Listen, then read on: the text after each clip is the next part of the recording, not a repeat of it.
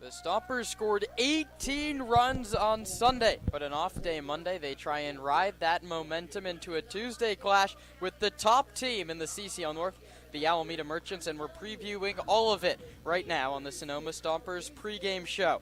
I'm Kieran Costa. My broadcast partner Roman Raffelli joins me on a beautiful Tuesday in Sonoma, and this is a big one, Roman. The 17-11 Stompers take on the 13-7 Merchants, but how the win percentages line up. Sonoma would draw into a virtual tie for first place in the North with a victory. Lots to work on, but a big one if they can get the victory. Yeah, a big one, an up-and-down week for the Stompers. They come out on top of the week, but ultimately you need to continue to ride the momentum here. 1 week left until the All-Star break, and then it's the home stretch. After that, every game matters here, and you'd love to get a big one to move into first against the Merchants. A 6-game week, the final 6-game week for Sonoma. 5 of those are in CCL play. A lot of those are here at home. Up the creek tomorrow, they take on the Crawdads. Thursday should be a fun one against the Petaluma Leghorns, and then Friday and Saturday they're back here. So come out to Arnold Field if you want to see a big playoff chase week for the Stompers. And they send Sean McBroom out to the mound today, and this is his second start of the season. Both of them have come against the Merchants. He gave up 4 hits. His mistakes were hit. That was really the issue when these teams did battle. That was last Wednesday in Alameda. Yeah, and in that game, McBroom also had a couple of errors from the defense behind him there. That wasn't ideal for him. Ended up, forcing the bases with some Merchants on them and then his exit. But he wasn't bad in that when he filled up the zone. The problem is a couple of the pitches really shouldn't have been in the zone. Very hittable pitches that did a little bit of damage, but needs to go back out today, be confident, have a good start to the game. First 2-3 innings are the key ones, especially on a pitch count, and then, look for success as late as he can go. Talking about mistakes getting hit, on the other end, it's Jaden Bitter, and he doesn't walk that many guys. Well, at least for CCL standards. That's 11 walks over 16 innings pitched. Sonoma wins games when they win the walk battle. What can they do to win today in a situation if they don't win the walk battle? I think for me, a lot of today comes down to confidence for the Stompers. We saw them be really confident at the plate times last week, and then not so confident. And those, kind of showcased in the Seagulls 2 games. You lose one to the Seagulls at home, and then you beat them 18 runs yesterday. You just got to continue, or on Sunday, got to continue to be confident at the plate, see strikes, attack early. We know Bitter, a lot of sliders out of the arm. You got to see the spin and make a quick decision to, keep the load back and then fire the hands, or to just spit on it and expect it to miss the zone. Yeah. But some more aggressive hitters in the lineup, that being Max Handren back with the ball club after missing a couple weeks due to a labrum injury. He's in the 2 spot today. And then in the 5 spot today is Mateus Haas, the Stompers ringer, if you will, to add a little pop to this lineup. 21 doubles, 4 RBIs at Tulane. Maybe the debut didn't go how he wanted, 0 for 5. But he found ways aboard. He reached on an error. He reached on a fielder's choice. He drew a walk. He scored 3 runs. Felt like just about everybody was scoring 18-2. Now let's talk season series against Alameda. It right now sits at 3 for the visiting Merchants and 2 for the home Stompers. This is a big one. And Alameda's just given Sonoma problems, it feels like. Yeah, it feels like the Merchants just know how to beat the Stompers. Every game between these two is super close, except the most recent one. The Stompers took a 9-2 win on Saturday. Need to continue with that momentum here. Not worry about what the other team's doing. Just go out, play catch on the defense. It's all the same things. Play catch, throw strikes, hit the ball. Those are the same things we always talk about, what Coach Pace always talks about, and that's how you beat a team like this who seems to just, have a nerve to beat the Stompers. Yeah, but the Stompers do it well with the small ball. 85 hit by pitches, that league's the lead, and 13 sacrifice flies. So Sonoma just needs to get runners on, and they've done a very good job lately of getting them in. Yeah, they've been really successful, especially more recently, in just finding a 2-out hit. We've seen a couple doubles in the gaps, just singles down the lines, or even a couple infield singles or a bunt put down. They've done a great job in these score-em situations as of late, and it showed. They've been able to tack on a run or two in different little spots that we've often seen them go without, and those have made the difference in games. Yeah, Trent Keyes gets his first Stomper start in left field. That's really the one name that jumps out the defensive side, but he did play the outfield at both San Jose State and Los Medanos. So he's been out there in left before. A short left field here in Sonoma. And let's talk home run power. Brady Shannon, he homered on Sunday. Max Handren yanked a grand slam down the line, could we see Sonoma doing it with the long ball a little more of late, Roman? I think it would never hurt the Stompers to take advantage of the power bats in the lineup. There's just so many now. We've seen Trent Keys hit a non-CCL home run. Brady Shannon, obviously, Haas, Lazul's have even had some of those, and McCann Libby in the 3. There's a ton of power bats here. We need to take advantage of strikes in the zone, and most importantly, take advantage of missed pitches. We feel like the Stompers pitchers feel their mistakes a little bit more than the Stompers have made opposing pitchers feel their mistakes, and it'd be big to, you get a change-up middle, you got to take it for one and not just roll it over or watch it. Yeah, moving towards our final segment here on this Tuesday edition of the Stompers pregame show, we have Stomp Watch, a look behind enemy lines, and a stat guess. We'll finish out there, so let's start with the home team and the Stompers. A couple new names in this lineup, new positions in this lineup. Who's your Stomp Watch player? And Zach Pace is 9. It's going to be McCann Libby up in the 3 spot. Had a solid day yesterday and has been seeing the ball really well. Just hasn't been rewarded hitting into the shift or a hard line drive just right at someone in the defense. I think tonight's the night that they finally land and he has a big one. Yeah, Libby swinging a little better of late. 3-game hit streak, 2 hits in the last 2. So a little multi-game hit streak going on. Now let's take a look behind enemy lines and the Alameda Merchants starting lineup. That's announced by TC Fairfield. Yeah, it's going to be Cy Turner. He strikes out a lot, but he's just seemed to put together really good at-bats against the Stompers down in the 7 spot. He needs to be productive down low, and if the Merchants are going to get a big win on the Stompers after a big loss on Saturday, they're going to need to be productive up and down the order. Yeah, that must be the first look by an enemy lines where someone's hitting under 200, so Roman predicts Cy Turner to break out against Sean McBroom and the bullpen. And now, what stat guess do you have for me as we wrap up shop? Coming up on first pitch here in the battle for the CCL North. It's a good one and an ever-relevant one. How many current Stompers have had a CCL plate appearance but not a walk? Oh, not a walk. Not a walk, but a plate appearance. Well, Nick Santavanez has one. He struck out in his only at-bat, so it's at least one. Mateus Haas, we know he's walked. Hageman's walked once. Is it anybody except Trevor Schlafer? I think he's walked. Is it one? Is it Nick Santavanez? It's not. It's 2. It must be Luke Duncan. That's why you're asking me. Luke Duncan. He's been hit by 2 pitches. That has to count. But the one Stomper batter, I should have clarified there, the one Stomper batter to have a plate appearance and not walk is Luke Duncan, and he's in the lineup today. Look for a big day from him. Well, lineup is done, and so the anthem's about to be sung, and that means first pitch is right around the corner. We'll have the call when we come back on the Sonoma Stompers Broadcast Network.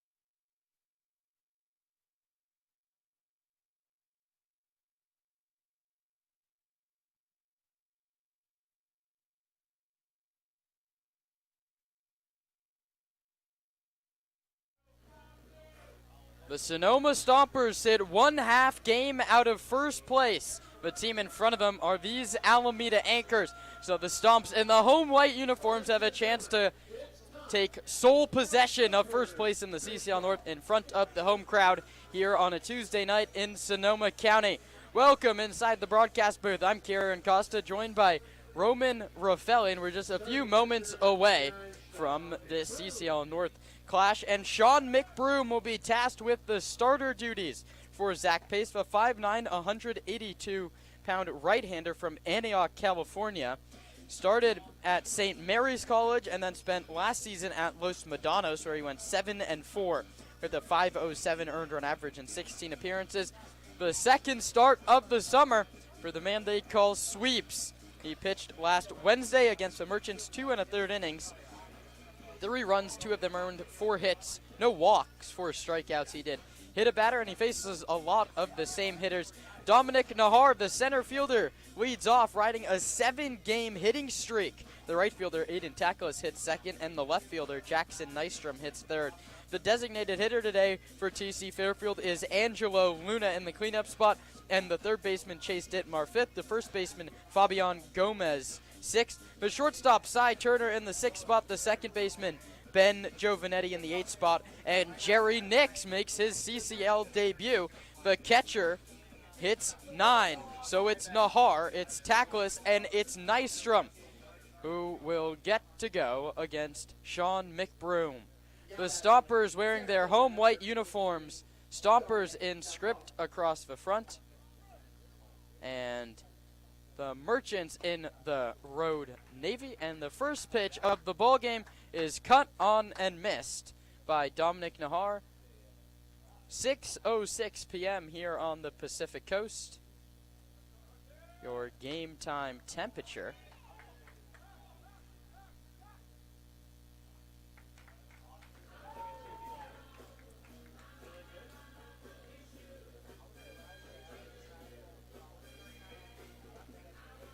It is 72 degrees. My goodness, it took me a long time to do that. And as I did, Dominic Nahar popped out to the first baseman, Paul Lazul. That's the first out of the ball game. That brings up Aiden Takalis, 2 for 11 in what's been an abbreviated summer for the left-handed hitter. McBroom delivers, and Takalis takes a called strike outside corner, says Dean Poteet, who calls the balls and strikes. He's helped by Gary Frieders and Ron Mattery today. Pitch for McBroom is outside this time, 78 miles an hour on the changeup, and the count's a ball and a strike. Trent Keys gets his first start in left field. Cam Hegeman's in center, and Brady Shannon's in right. Handred, Boardman, Libby, and Lazul, that's third to first. Luke Duncan, the catcher, receives the pitch, and Aiden Takalis swings and misses. The count's 1-2.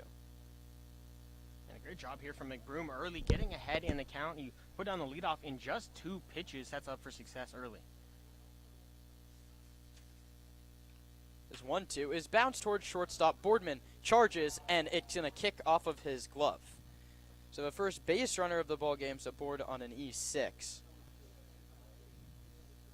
And that brings up Jackson Nystrom, a name Sonoma fans will remember from a go-ahead home run. His only jack of the season was of the go-ahead variety in the 7th inning.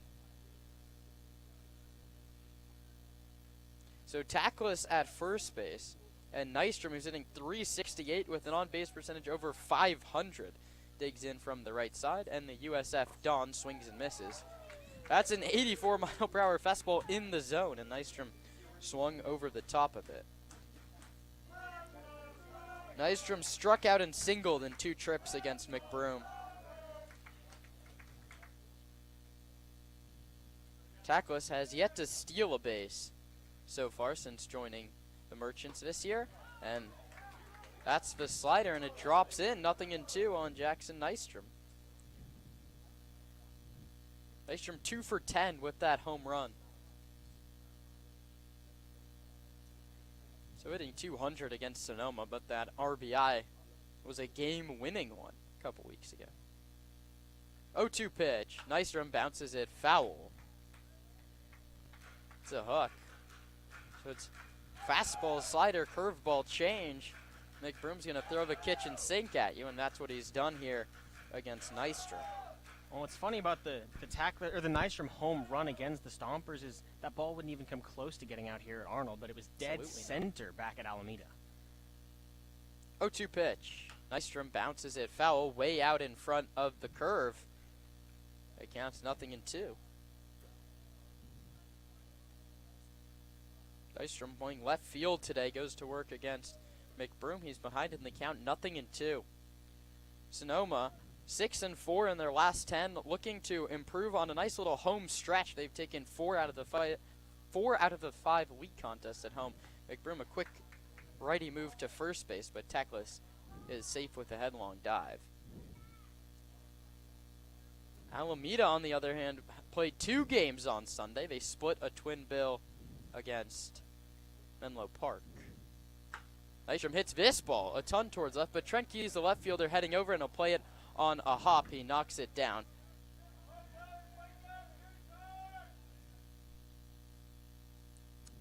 The first hit of the ball game goes to Jackson Nystrom. That's his second knock against McBroom, and he didn't get it on the barrel. He sort of hit a soft line drive down the left field line, and Keyes went over to cut it off. Never really had a play on the baseball. And that's one of those where you're happy you didn't hit the barrel, because if it had gone any further, Trent Keyes would have been able to get to it, but it just barely got over the head of Max Handren and fell into no man's land. Luke Duncan heads out to just settle down McBroom. Defense hasn't helped him. E6, and then a soft single over the third baseman Handren. First and second, just 1 out, and Angela Luna, the left-handed hitter out of St. Edward's University, digs in from the left side.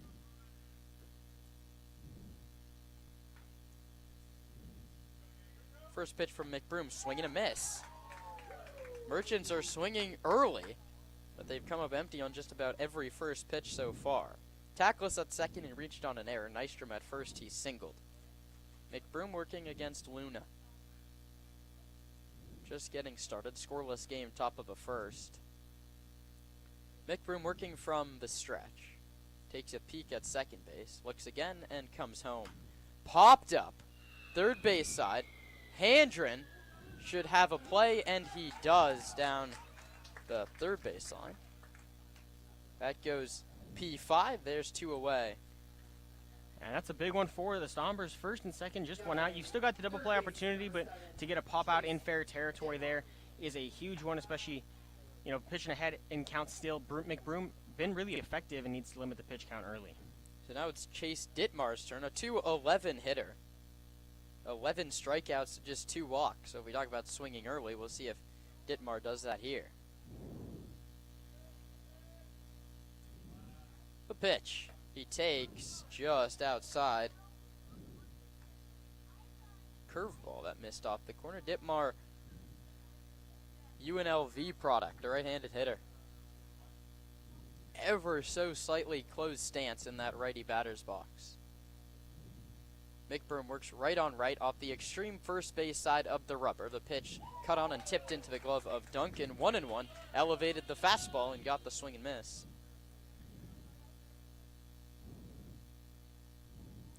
Dittmar, 8 hits. All of them have gone for singles. But a single would do the job here. Lots of hitting room on the right side. Lazul plays even and behind the runner at first base. Libby 1 step towards the middle. Runners lead from first and second, 2 outs. McBroom pitches. Dittmar takes, called strike.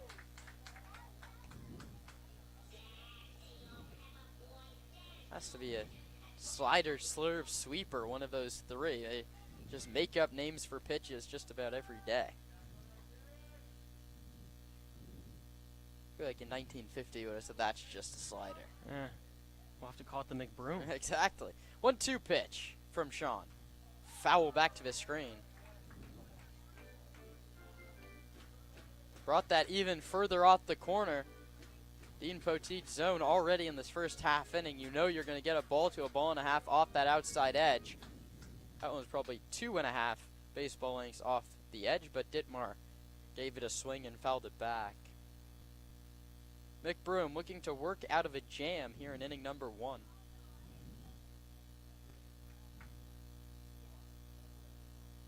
The 20-year-old comes set and delivers when further off the corner. That's a slider, 79 miles an hour. But a nice take from Ditmar. The count's 2-2. Fabian Gomez, UCSB commit this season, is on deck. That's not a guy you want to face with the bases juiced. 2 balls, 2 strikes, 2 outs, 2 on. Mick Broom set to come home to Ditmar. Here it is. Struck him out swinging. Chased a sweeper down and away.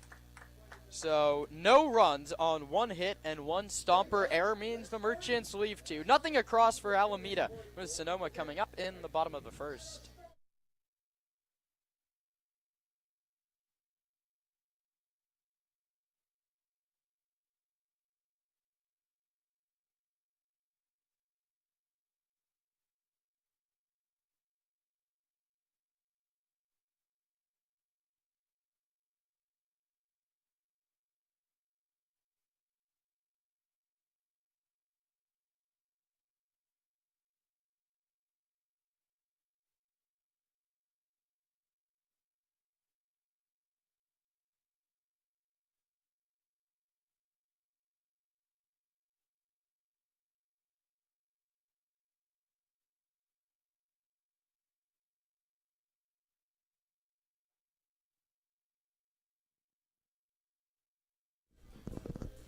Sean McBroom tossed up a 0 in the top of the first inning, and Jaden Bitter looks to do the same for the Alameda Merchants. He stands 6'1", 185 pounds. He's a righty, born in Los Gatos, California.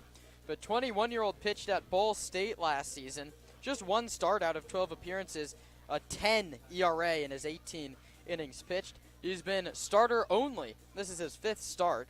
He has a 1-0 record. He's pitching to a 3.93 earned run average. 16 innings pitched, 21 strikeouts, and 12 walks. Had his toughest outing last time out. That was against Menlo Park. 3 innings pitched, 4 earned runs. He's given him an earned run in every start. The Stompers look to continue that streak, and the lineup they do it with is the shortstop Colton Boardman, then the third baseman Max Handren, and the second baseman McCann Libby. First baseman Paul Lazul, DH Matthias Haas, and right fielder Brady Shannon. That's in the middle. The left fielder Trent Keys, the center fielder Cam Hegeman, and then the catcher, that's Luke Duncan. That rounds out the 9 for Zach Pace. Colton Boardman and Max Handren. A couple of lefties to start it off against the tall right-hander Bitter. Jaden delivers and Boardman takes. That's a fastball 89 miles an hour for a called strike 1. Watch out on that fastball. Stompers have struggled just the tiniest bit with velocity here over the CCL campaign. Boardman swings and misses. It's 0-2. That was a changeup. Boardman out in front.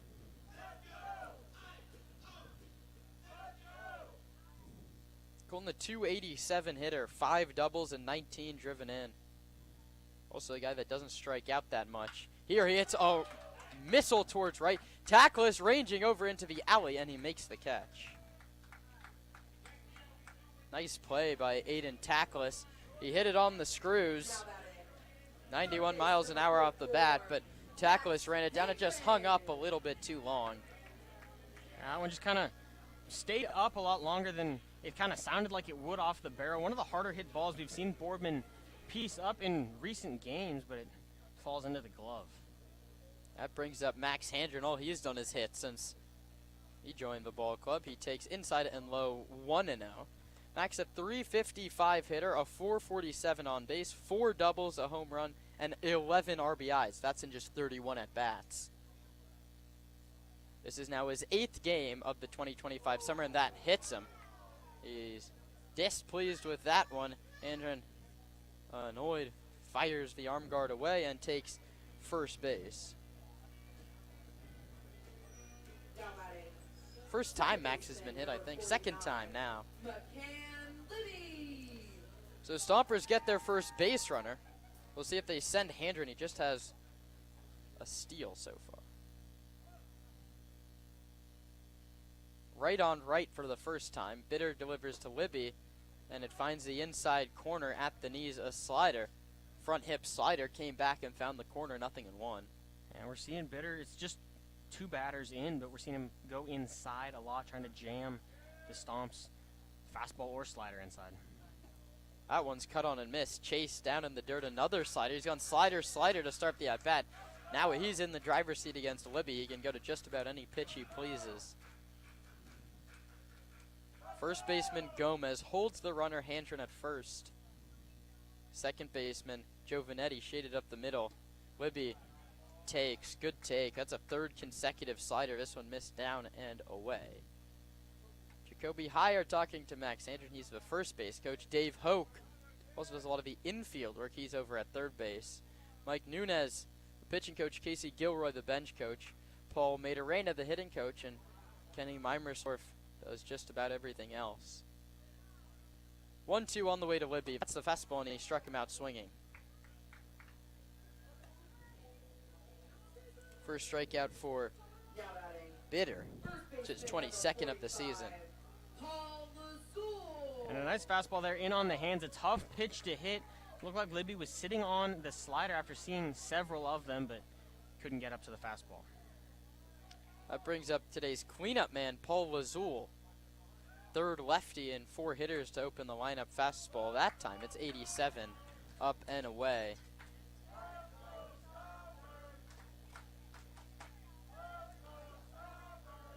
One on, 2 out. Scoreless game, bottom of the first. Sonoma and Alameda meet for the 6th time this season. 1-0 pitch. Lazul checks his swing. Did not go. The count's 2-0. Not even a check from Jerry Nix. No one really to check to. Both, well, I guess either umpire's on the wrong side of the infield. 2 balls and no strikes. Hitters count for the first baseman, Lazul. He got a fastball, 87 in the zone, and fouled it off home plate. That's his pitch. That's certainly a hittable one. I don't know that I've ever seen both umpires on the right side before. Rod Mattery's just behind the mound and shaded towards where the second baseman would be playing. That's how you have to set up in a 2-man umpiring crew, because the play's either going to be at first or second here. Lazul fouls it off the glove of Nix.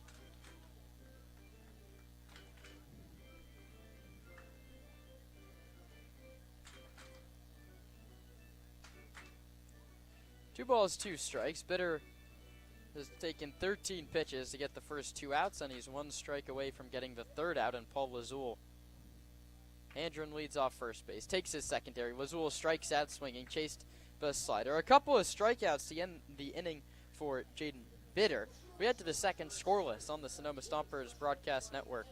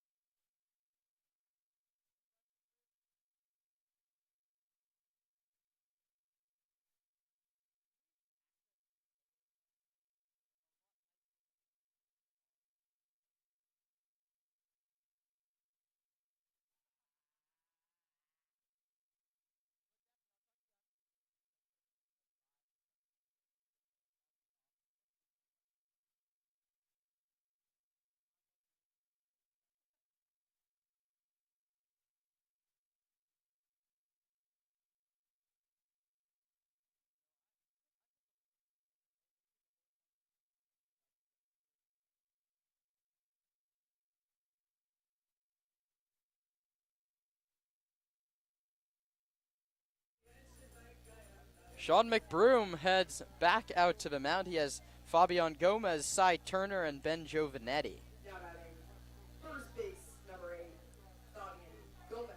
Gomez, high school kid, committed to UCSB after graduating in 2025 from Clayton Valley. 208 hitter, 387 on base percentage. Lanky lefty Bounces it foul at home plate. Sean McBroom continues to fill up the zone. Just 3 balls out of his 20 pitches. And you know what he said in his post game? I throw it as hard as I can down the middle and trust my defense to do the rest.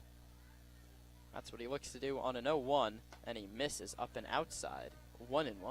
And what else could you ask for? Yeah. I mean, Stompers pride themselves on pitching, but ultimately the defense is what's going to win you games. You need to fill it up and let them play. 1-1 is line foul back to the screen. Handren a couple steps towards short. Lots of hitting room up the middle. Boardman 1 step towards the hole.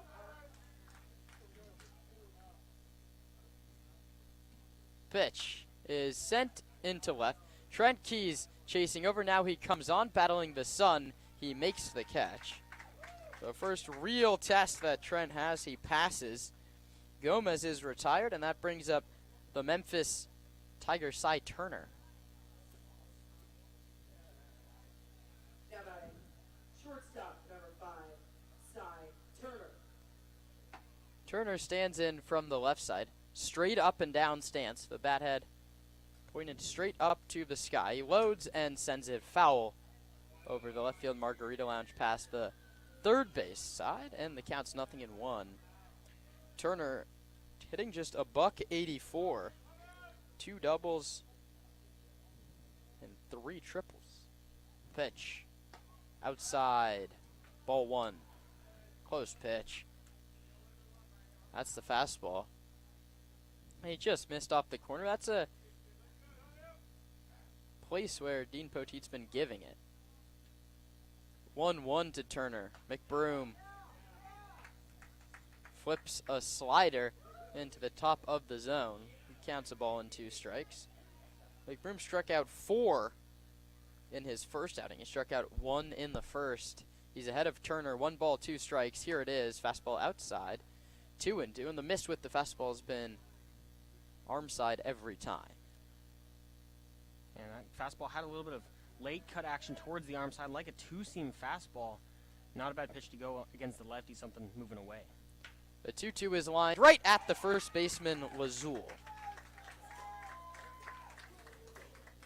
So very quickly, 2 away, and that brings up Ben Giovanetti, a 184 hitter.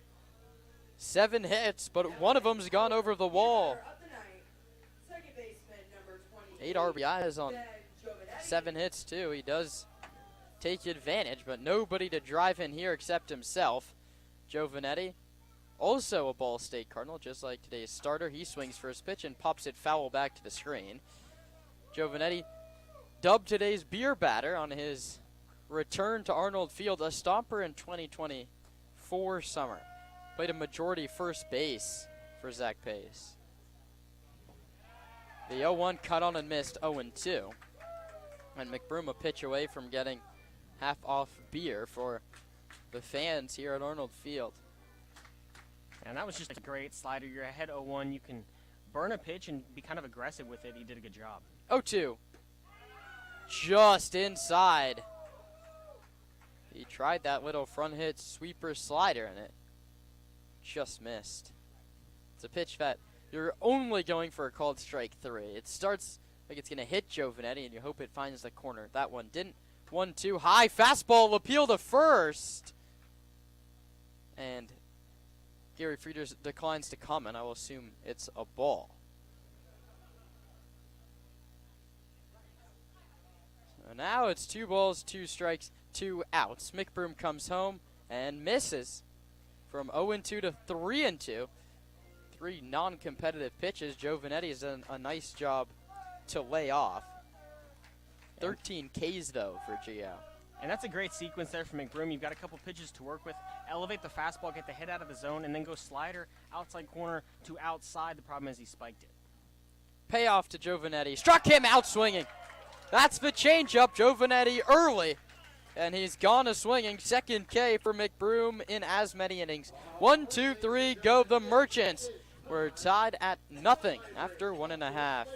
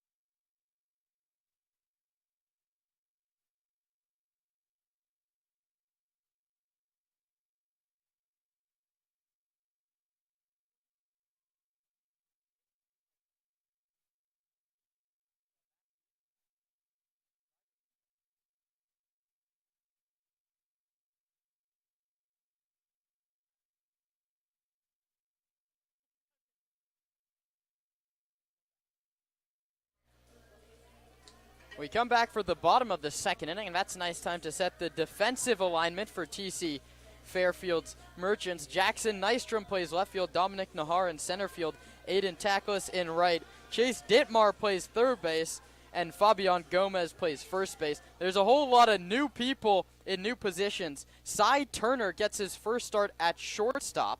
Ben Giovanetti gets his second start at second base, and Jerry Nix makes his CCL Summer debut behind the plate. Jace Jeremiah dealing with some injuries, I heard, from Giovanetti. And that brings up Matthias Haas for his first at-bat in front of the Arnold Field crowd. He takes a first pitch fastball for a called strike.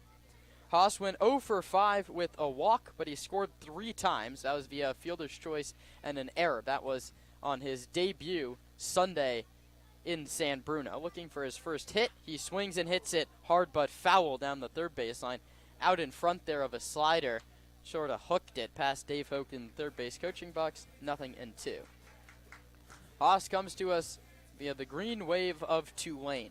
A .303 hitter, 21 doubles and 4 home runs there. We're going to bring that power here to the Stomps. He bounces this one foul past Dave Hoke. And with Haas, the thing is, he just always finds a barrel, always puts a hefty swing on the ball. That one he got jammed, and it was still 88 off the bat. Matthias, the designated hitter today. Brothers with Nicholas Haas, who throws out of the bullpen for Sonoma. The pitch, Matthias takes high and tight. East Bay product, both of them played at Bishop O'Dowd. Haas, after a very long season for him at Tulane, spent first month of the summer just getting healthy, spent some time with the family, but now he's good to go, and he strikes out swinging in his first Arnold at-bat. That's 3 consecutive Ks for Bitter, all swinging, and that brings up Brady Shannon. He's coming off a heck of a Sunday as well. Now batting, right fielder number 37, Brady Shannon. Shannon, a 3-hit game on Sunday. That included a big home run. It's his second home run of the season. He has 1 double, 2 home runs, and 3 triples. He takes fastball out 88 miles an hour. Not very well received by Jerry Nix. Missed his spot. Nix had to stab at it. A pitch that almost found the corner. 1-0, Shannon, a big swing and a miss. That's the slider. It's just fastball, slider, and a changeup that we don't see as much. It's a Modesto mix. Shannon Bitter right on right. The pitch. Shannon lines it just foul down the third baseline. Rod Mattery points to the far side of the white chalk line, heading down to the 3-16 sign down in left field.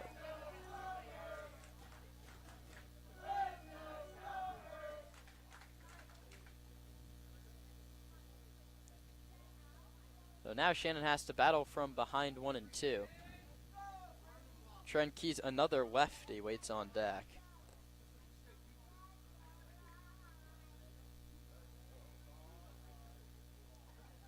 Bitter, a righty, works off the first base side of the hill. Pitches a 1-2. Shannon takes outside. That's a fastball, 89 miles an hour. Counts 2-2. Shannon's been a tick behind on the heaters this season. 2-2 on the way from Bitter. Shannon strikes out swinging on the change.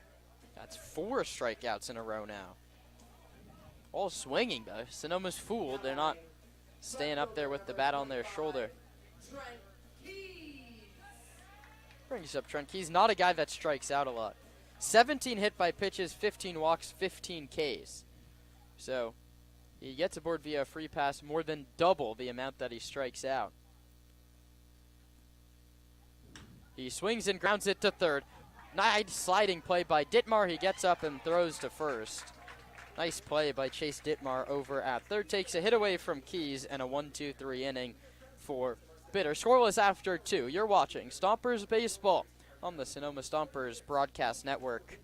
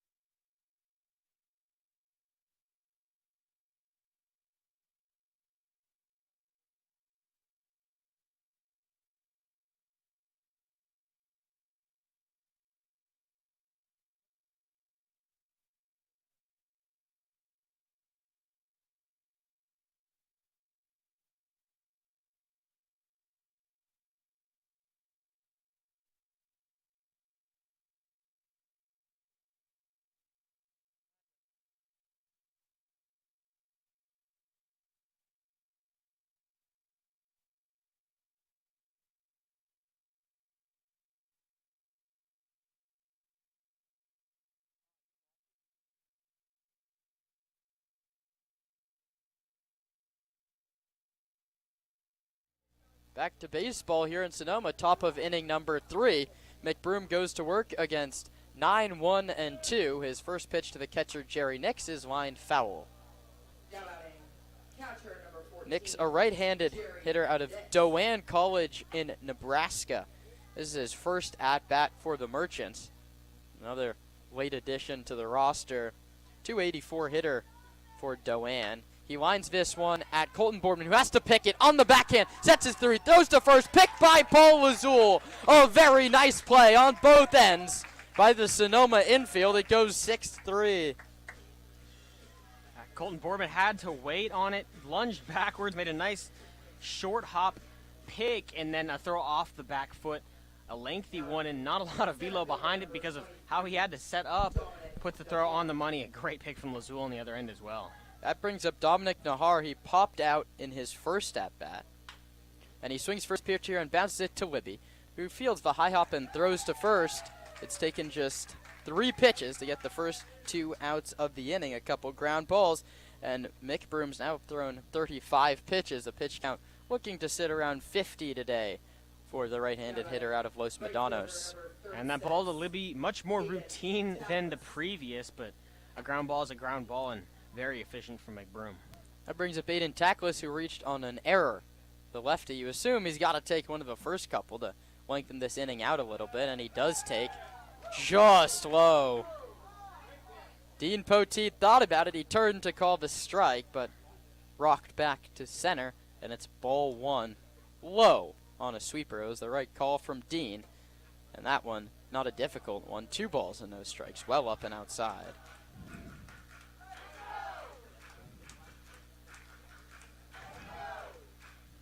Scoreless ball game, top of the 3rd. I'm Kieran Costa, joined by Roman Raffelli here on a beautiful Tuesday evening in Sonoma. Gets the call on the 2-0, finds the outside corner, a changeup. We're going to talk about it, the kitchen sink. McBroom has just about every pitch you could imagine. Fastball, cutter, 2-1, lined down the left field line. It's going to stay fair, and Keys is going to cut it off on the backhand, and it kicks off his glove down in left field. He's going to come in firing to second, but it's too late. A single for Tackless. He moves to second on the E7, and a runner in scoring position with 2 outs for Jackson Nystrom, who singled his first time through. Just the second hit of the ballgame for either side. This man, Jackson Nystrom, has the other.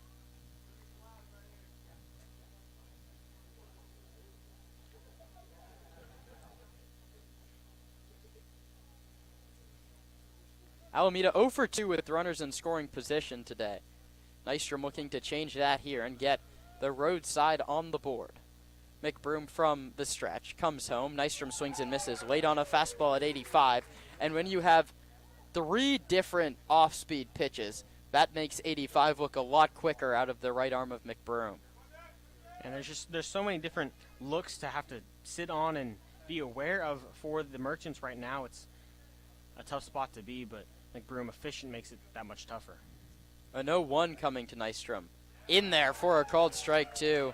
Sweeper just dropped right down the middle. Nystrom left staring at it. Driver's seat now for the starter, Sean McBroom.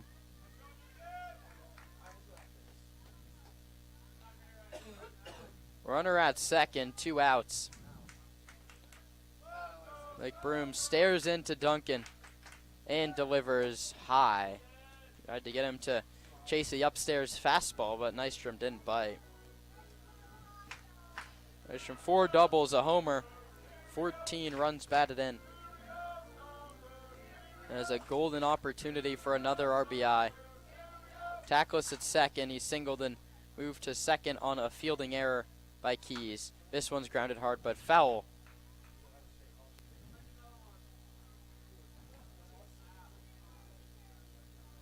McBroom's done a very good job of getting well out ahead of these hitters, and now with so many different pitches, it's a guessing game for whoever's in the box at what's going to come on 1-2. McBroom didn't like the first 2 sign Duncan's put down. The third one they agree upon. The righty comes set and pitches. Nystrom grounds it towards second. Libby dives, knocks it down, throws to first, in time to get him. McCann Libby with a diving stop saves a run for Sonoma. Tackle is left at second, and the Merchants left with a 0 in the run column through 3. After 2.5, Sonoma and Alameda still tied at nothing.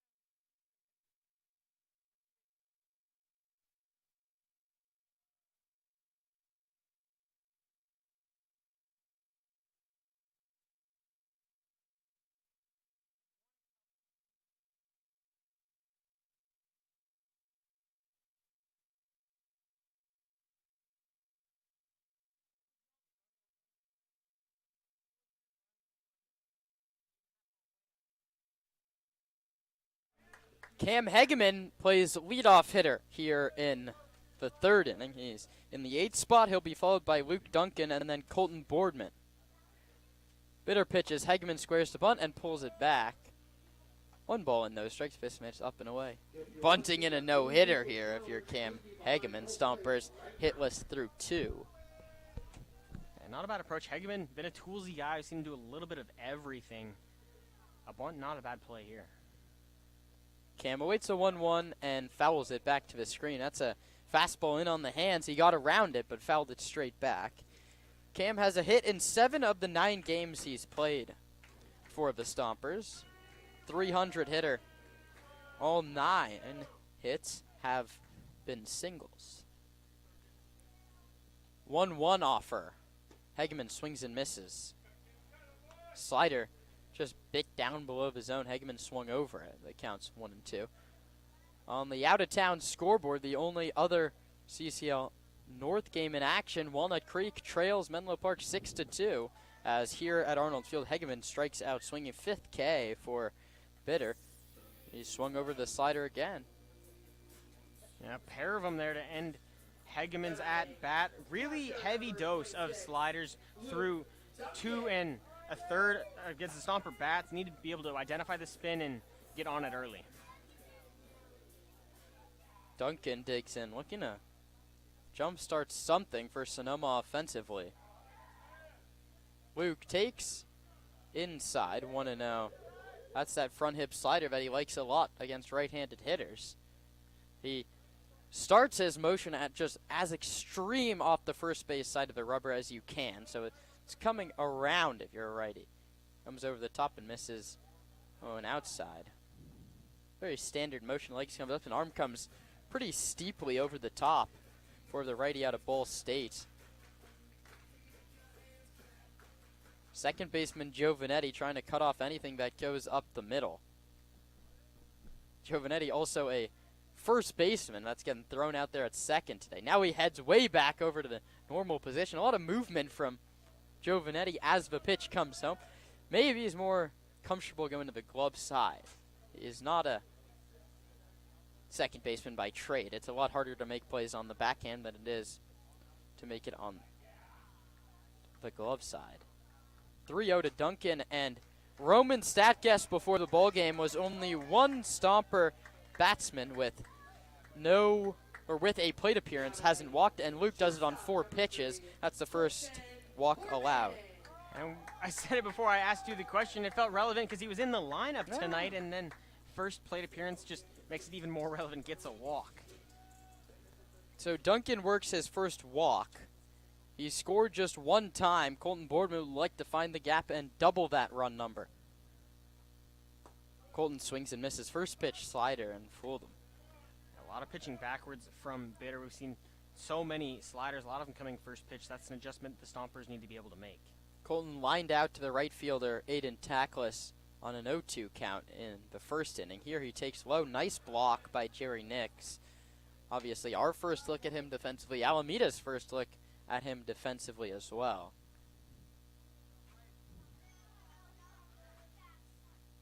Max Handren on deck. You'd love to get a runner in scoring position for him.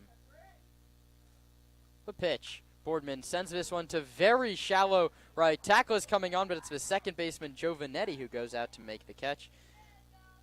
Boardman, that pitch was 86, fastball on the hands, and he just had an easy little pop fly to Giovanetti.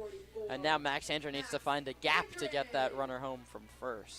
And Boardman played right into the hand of Bitter. He threw a fastball in on the hands to jam him. He did just that.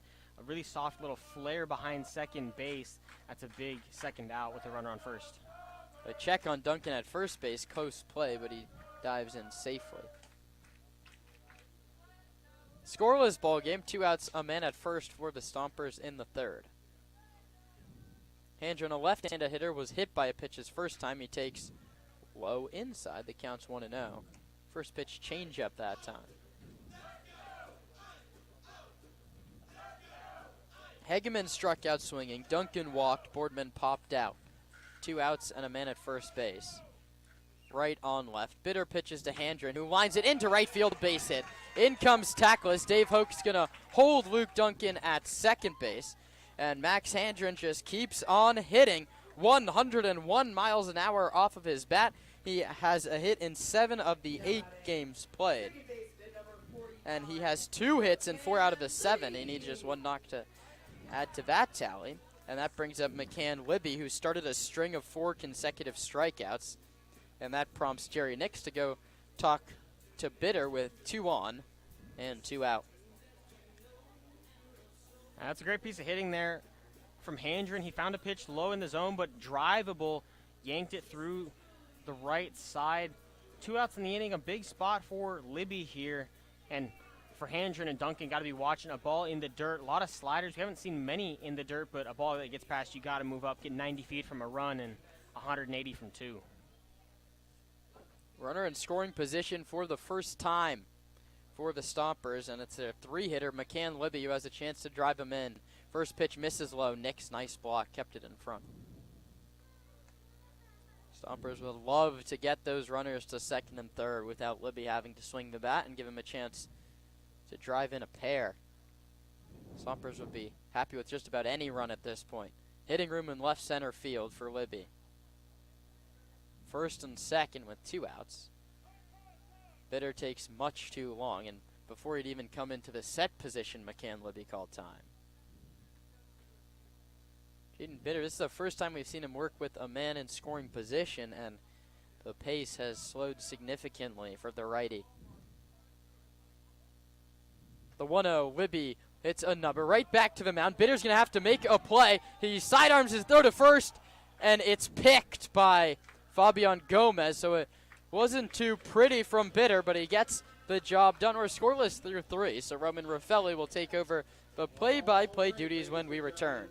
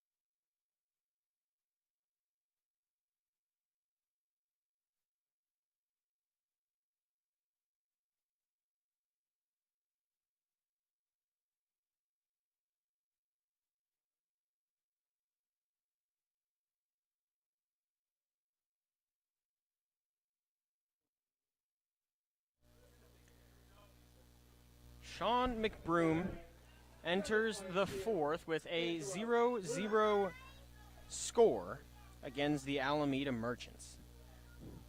First batter he faces is Angelo Luna. First pitch, a 2-seam fastball outside.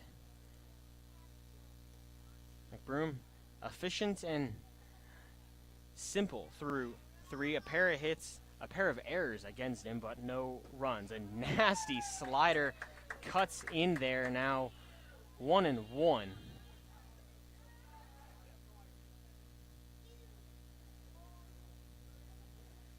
Working from the wind. Sets up, delivers inside, nearly hit Luna, but that'd be a 2-1 count.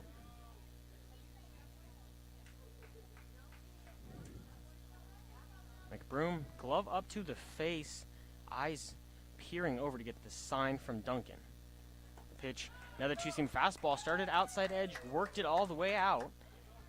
Induces a swing from Luna, now 2-2. Now McBroom at 47 pitches. Back pace said tentatively 50. Looks like he's going to push him higher than that. This one, another 2-seam, strike 3 swinging, the 3rd K of the evening for McBroom. God, why pull him if he's throwing like this? Third baseman, number 7. And we saw McBroom Ditmar. very effective and efficient his first start through the first couple innings against the Merchants, and then it slowly deteriorated as they got second looks. It'll be up to Chase Ditmar, who struck out in the first inning. It was his 12th K of the year. Stands in on the right side. First pitch, slider inside and low. You keep filling up the zone here if you're McBroom. You haven't given up a lot of hard contact. Even the singles haven't been hit very hard. And went back to the 2-seam fastball, in on the hands but missed high.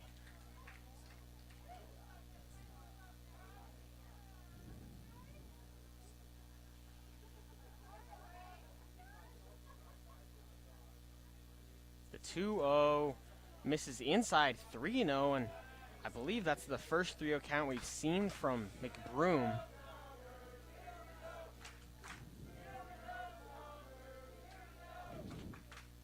The 3-0, inside corner, strike one.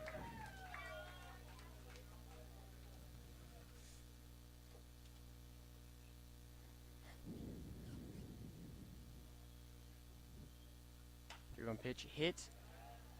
Foul down the right field line, now 3-2. You said the first 3-0 count. He's done a very nice job of battling it back to 3-2. And if you're McBroom, I think you just go challenge him again. McBroom has been his best when he's throwing strikes, giving up the contact, letting the defense work. We saw a couple flashy plays last inning. Colton Boardman to get Jerry Nix, and then a diving play from McCann Libby, and it's strike three swinging. Back-to-back Ks for Sean McBroom, just as we talk about the ground balls, goes and gets his second strikeout in as many batters. Now batting, first baseman, number 8. A great battle back there from McBroom. He swept up the hole he dug himself into. Brings up Fabian Gomez. First pitch, outside corner, called strike one with a fastball.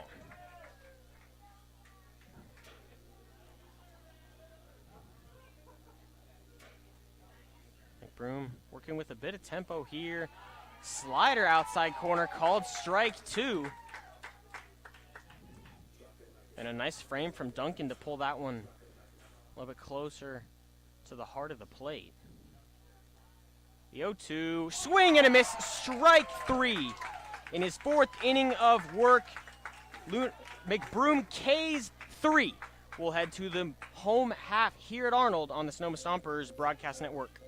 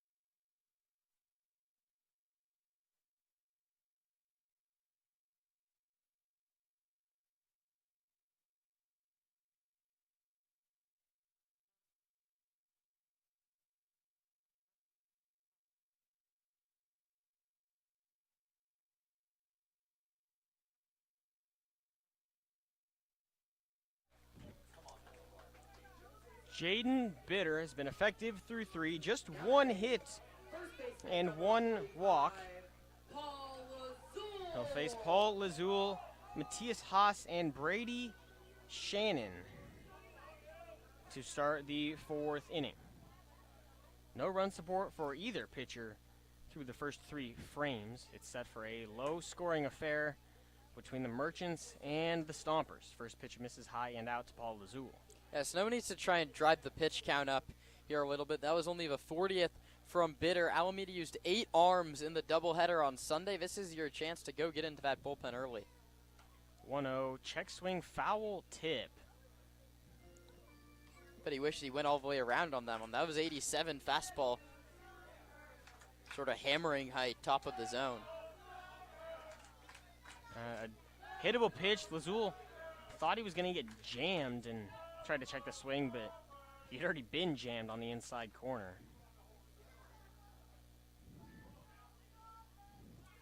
Now the 1-1 popped up foul over the third base dugout. Hits on top of the third base dugout.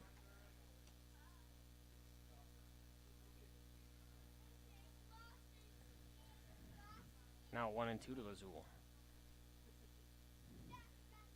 Lazul's 20th strikeout in the first inning. That ended the inning.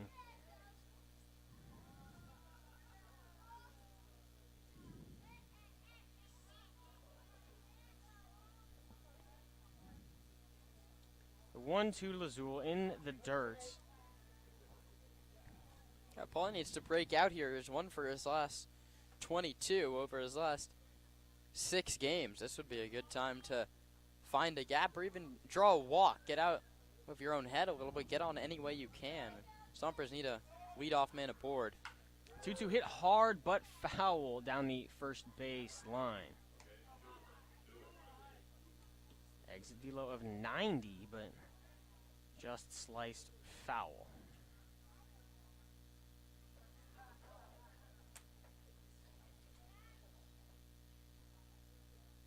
Bitter working right on left with Paul Lazul. List the leg delivers, fouled back. A nice at-bat here from Paul Lazul. Now Lazul now set to face the 7th pitch from Bitter. What is it? Quality at bat, you need to face 8, right?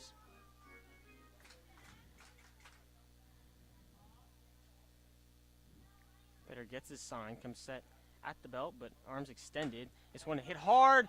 A dive, jumping catch from Turner at short. A heck of a play from Cy Turner. Sat back on it, let it travel, and met it at the apex. A heck of a play there. Yeah, Turner, a right fielder by trade, making his first start at shortstop.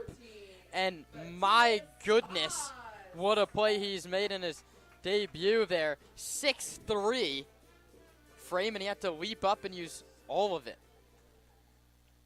Great play to leave Lazul off the path. It brings up Matthias Haas, who takes a fastball low for ball number 1. He's yet to have a hit as a Stomper, but he's scored 3 times. If that's not Stomper baseball, I don't know what is. He hasn't been hit by a pitch yet. That would be the other. That's the welcome to Sonoma. Yeah, exactly. Almost was hit there. Ahead 2-0 in the driver's seat here. A guy who knows how to put the barrel on the ball. Over 300 in his spring with Tulane. 2-0. Off speed misses high. Now 3-0 to Haas. Now you're really in the driver's seat. That was a 2-0 hanging slider. But you'll take the call and have to get on any way you can if you're Sonoma. 3-0 inside corner strike with the fastball.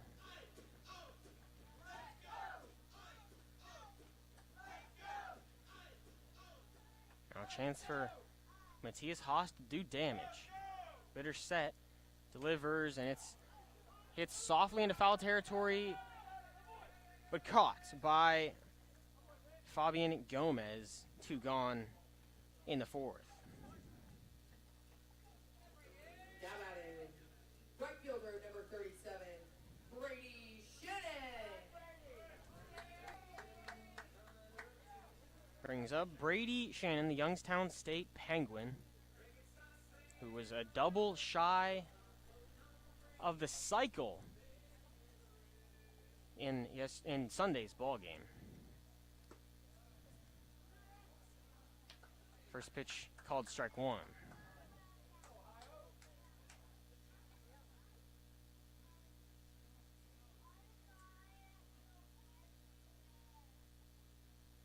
The 0-1 hit hard but foul down the third base line.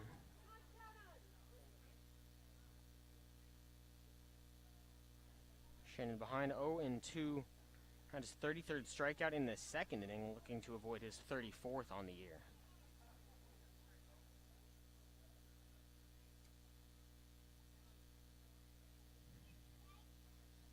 The 0-2 from Bitter misses high and out.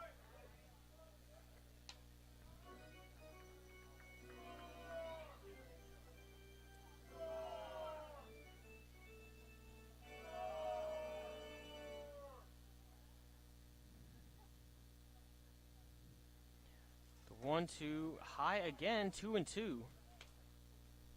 Changeup sort of just drifted up above the zone and sat there. Good take from Shannon.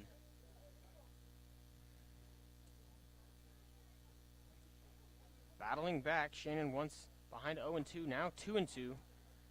Pitch popped up into shallow right field.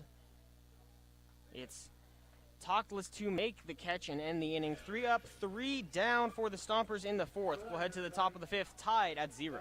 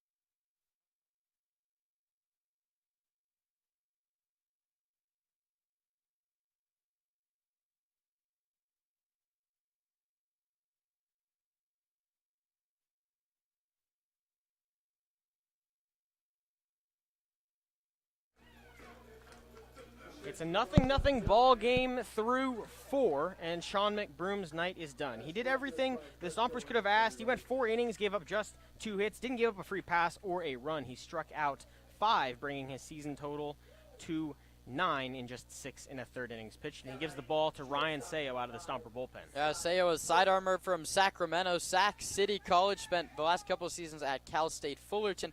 The 5'10", 185-pounders, given up 5 earned runs in 8 2/3 innings. So that's a 1-0 record with a 5.19 ERA. The big number that jumps out with Sayo is 18 strikeouts to just 4 walks. He faced Alameda on June 11th. That's 2 earned over 2 frames. First bat he'll face is Cy Turner, who lined out to Paul Azul. Flares this one into shallow left, foul ground. Max Hendren makes the catch. Good start, induced contact. He has swing and miss stuff, and he sees it a lot when he's on. The problem is he wasn't on last time out against San Francisco. From that sidearm delivery, if it's not working, it sort of just sits over the middle of the plate. There's not too much velocity, and San Francisco really took advantage. And the big thing with bullpen arms with swing and miss stuff and even the sidewind is when the off-speed doesn't have the pull string effect. It's just on a tee waiting to get hit hard. It brings up Ben Giovanetti, struck out against McBroom. steps out of the way of an off-speed on the inside corner, but it falls for a ball. This is a matchup that Seo really likes. It's right on right against a guy with a lot of swing and miss in him. Seo just dance that little slider all around the zone and try and get Giovanetti to swing. The 1-0 hit hard through the right side, a single for Giovanetti. Just a cue ball off the end of the barrel, but it found a gap. Now batting, catcher number 14, Jerry Nix. Brings up Jerry Nix in his Merchant debut. He's 0 for 1 with a ground out. Yeah, Boardman robbed him on a hard line drive into the 5-hole. We're in back pick to short hop and then through to first. Seo works from the stretch. Takes a look at Giovanetti. Delivers. Misses outside. Too much action on that slider.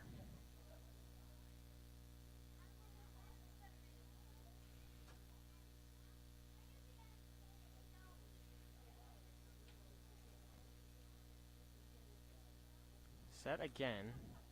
Seo delivers fastball in the dirt, now behind 2-0.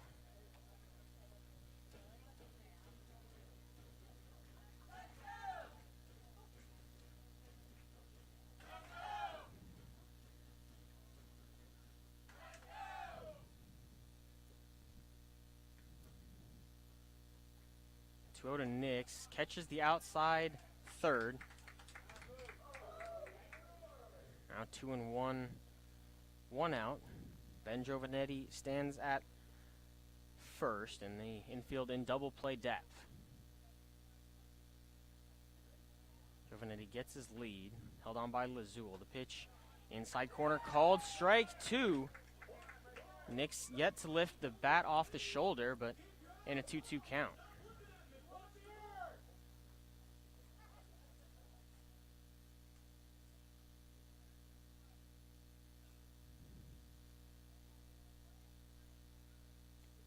Two from Seo, cut on and missed. Strike 3 swinging from Jerry Nix, the first of Seo's evening, and now 2 gone for the top of the order in Dominic Nahar. Now batting, center fielder number 23, Dominic Nahar.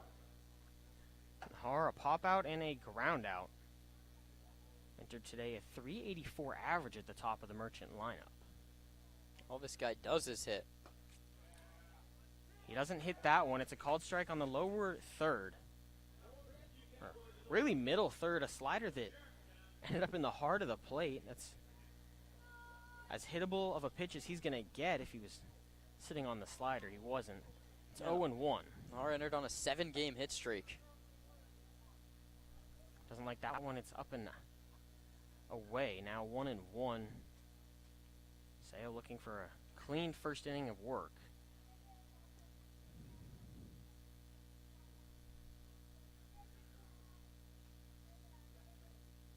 Seo delivers from the side, misses outside. And working from the stretch with the runner on first, he gets the sign and then comes set, front shoulder tilted pretty significantly towards the ground. He's set for the 4th pitch. It catches the outside corner, called strike 2 from Dean Poteet.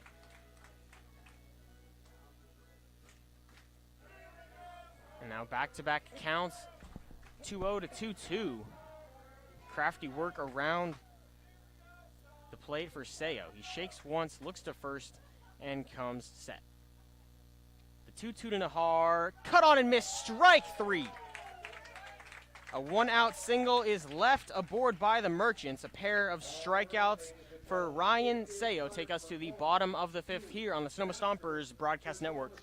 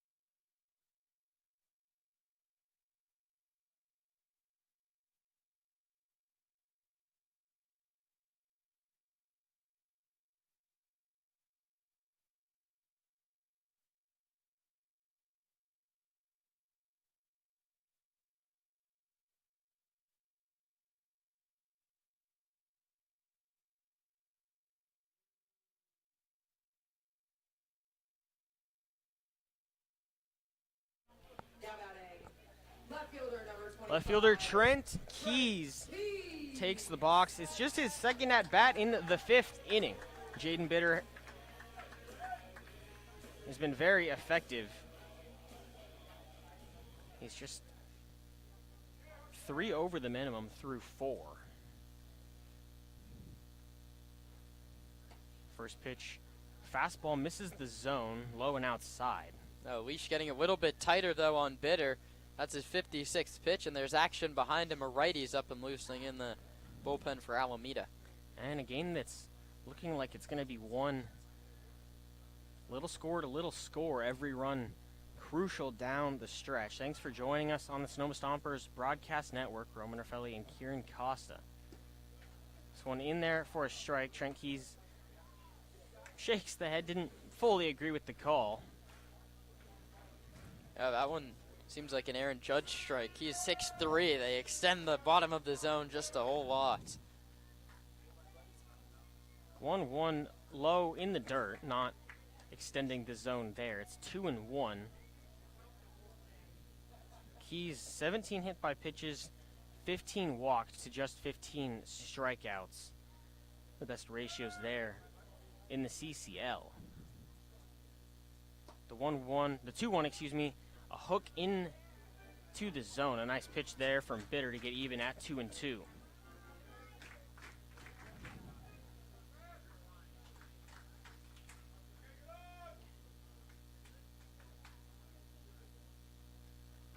Two from Bitter. Check swing from Keys. The appeal to Rod Mattery at third base. He didn't go. Now a full count for Trent Keys.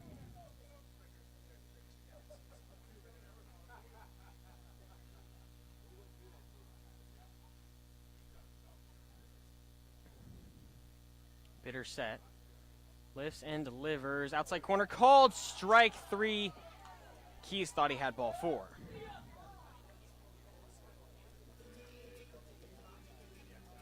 Not a strike on our TrackMan system, but a strike that Dean Poteet's called the majority of this ball game. A ball and a half off the corner. So a nice battle back from Bitter. It was just his first strikeout since Cam Hageman, his last at bat. Hageman now stands in the box, takes strike 1.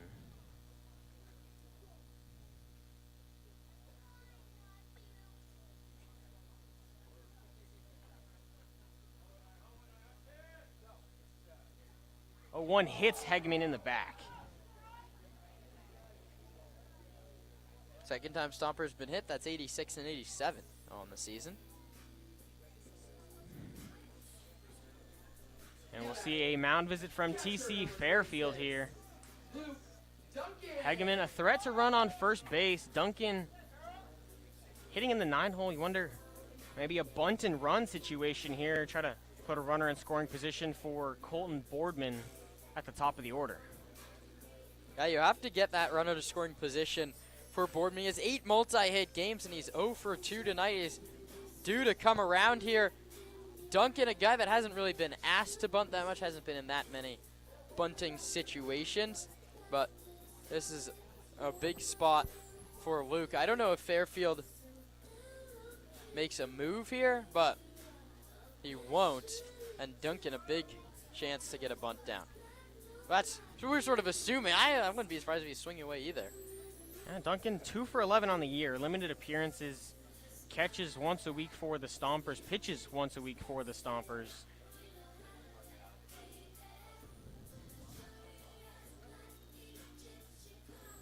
Luke hasn't seen a pitch in the zone, saw 4 pitches, took all of them for balls against Bitter. A very patient approach against a guy who has thrown a lot of strikes. First pitch, bunt not shown. It gets away in the dirt from Nix, but he keeps it in front. It's 1-0 to Duncan, now seen 5 balls.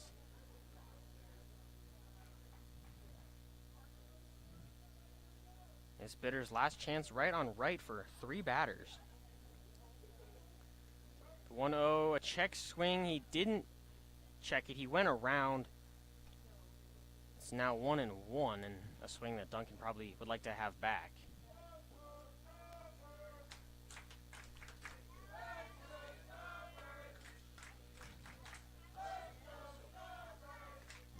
The 67th pitch from Bitter.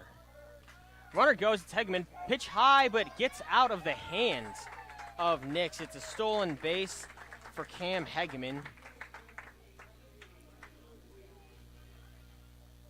That's his 4th on the year. Excuse me, 3rd on the year. So runner in scoring position. Duncan now in a 2-1 count. Just 1 gone in the inning. Pitch from Bitter swung on and missed. A nice slider there. And Jaron Nix thought he had strike 3. Went to tag Duncan, but it's only strike 2.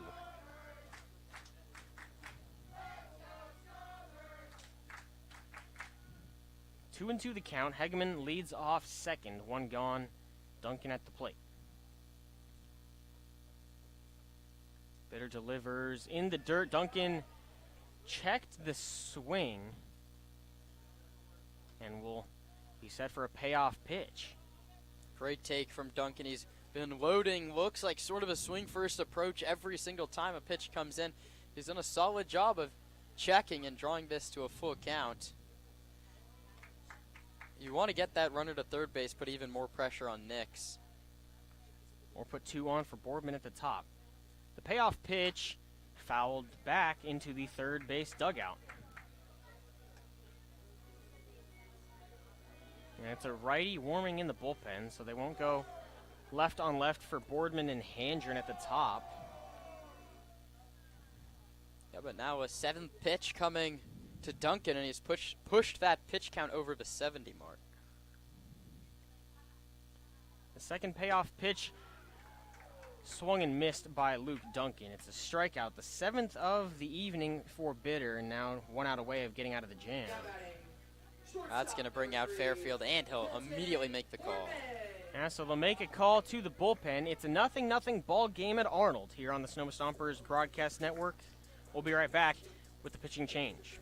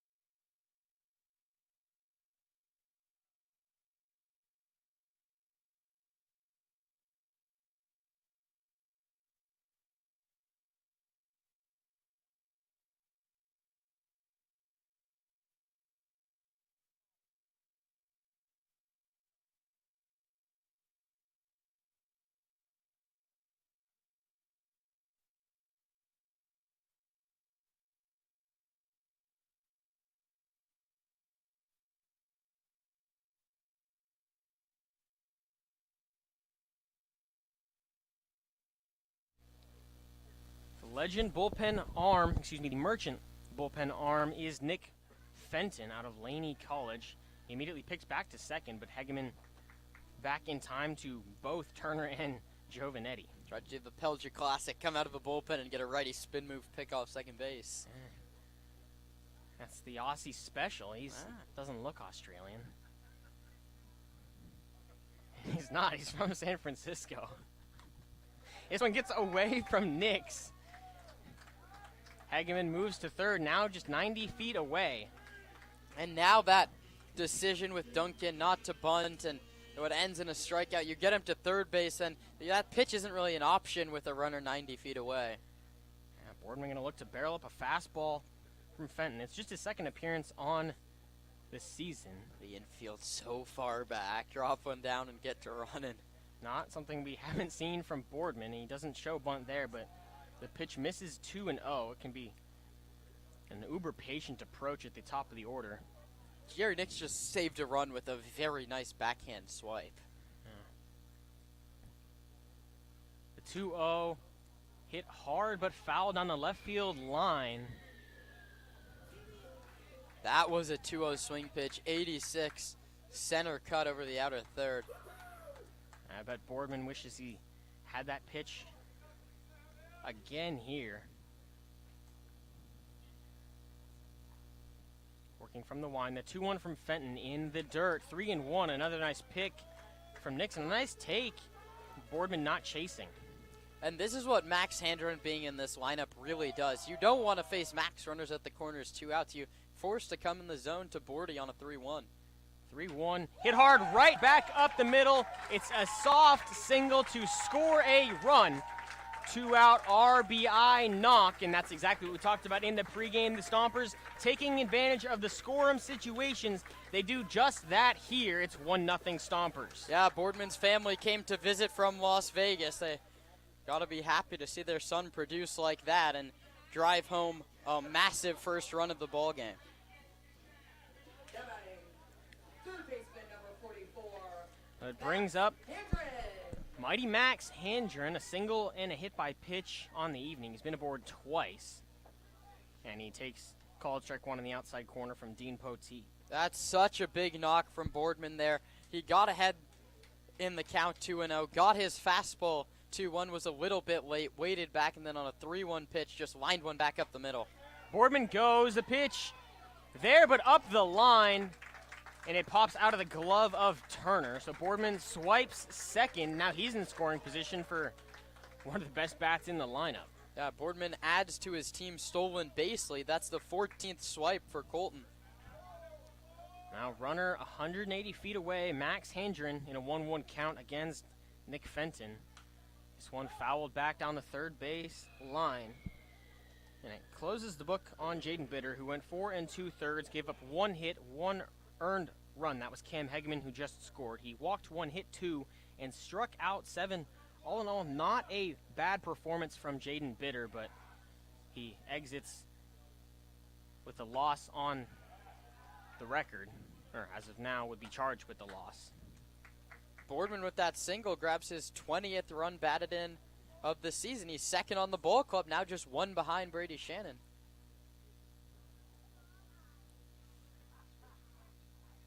Two outs. Colton Boardman on second base. Misses arm side and high. Now 3-2 to Max Handren.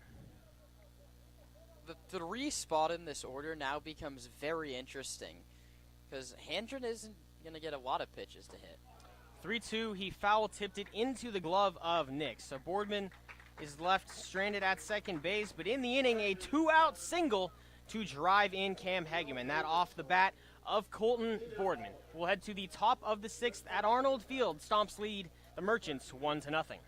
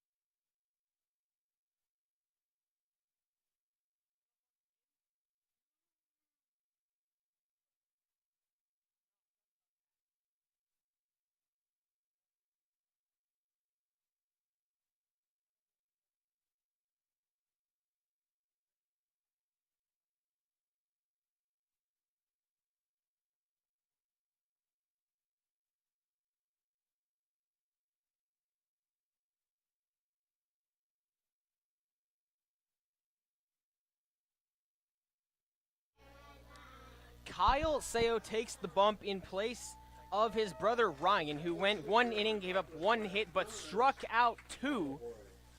Stompers digging into the bullpen further with a 1-run lead in the top of the 6th. Yeah, Kyle Seo, many of the same things as his brother from Sacramento, a righty, 6 foot, 190 pounds for the younger brother Kyle, who's still at Sacramento City College. We'll see where he finds his way to in the transfer portal. 0-1 with a 3.60 earned run average. First pitch to Aiden Tackless. Misses arm side with a fastball. Charged with a loss in Alameda back on June 11th. 2 earned runs over 2 innings, 4 hits. He has to try and find the zone, fill it up, now pitching with a lead. 1-0 to Tackless, again outside, and this has been the issue with Seo. The command eludes him at times. 10 strikeouts through 10 innings. Not too bad, just 5 walks. 2-0 outside again, 3-0. All pretty much exactly the same pitch.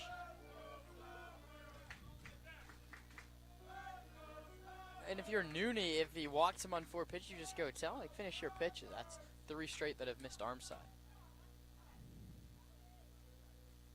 3-0 to the lefty Tackless. Outside corner, strike 1. Makes the adjustment himself, but still trying to stay everything on that outside corner, working right on left. Yeah, Tackless had a home run against the Stompers that came off Chris Albee. The 3-1, ball 4 low and out.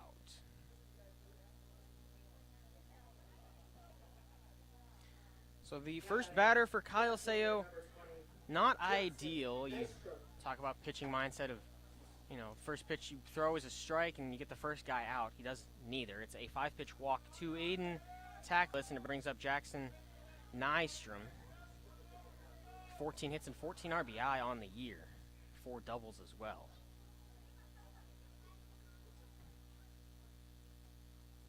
Seo's first pitch to him is cut on and missed. A fastball on the outside corner. Tackless, a lengthy lead off first. Yeah, wouldn't be surprised if Duncan checks on him over at first if that secondary keeps growing. We know Duncan has a cannon 96 on the gun as a pitcher. The 0-1 to Nystrom in the dirt. A nice block from Duncan there. He just does it all when the batter. He can throw it out of the pen. Good arm behind the dish. Gets in front of the ball in the dirt.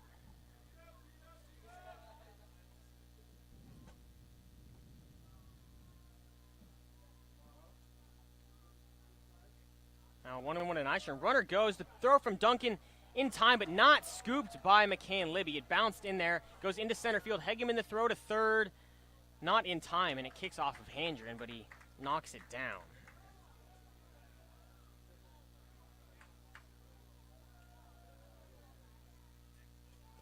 Stolen base for Tackless plus an error, I would assume.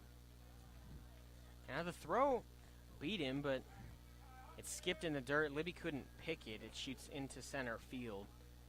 Now no outs, runner on third. That's the tying run. And the 3-hole up, 4-hole on deck. Not where you want to be if you're Kyle Seo.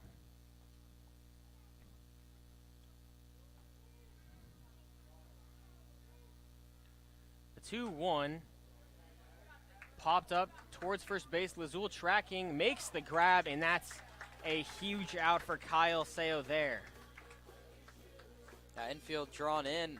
Obviously, you have to try and cut down the tying run at the plate. Now, Luke Duncan's job is very difficult. Obviously, nothing can get through you, but a big one on the first out on a ground ball. You can try and cut down that run at the plate, or if you get this second out, everyone can return to their normal positions. Infield cut, and McCann Libby shaded on the pull side for the lefty Angelo Luna, who cuts on and one-handed whiffs on the first pitch fastball from Seo.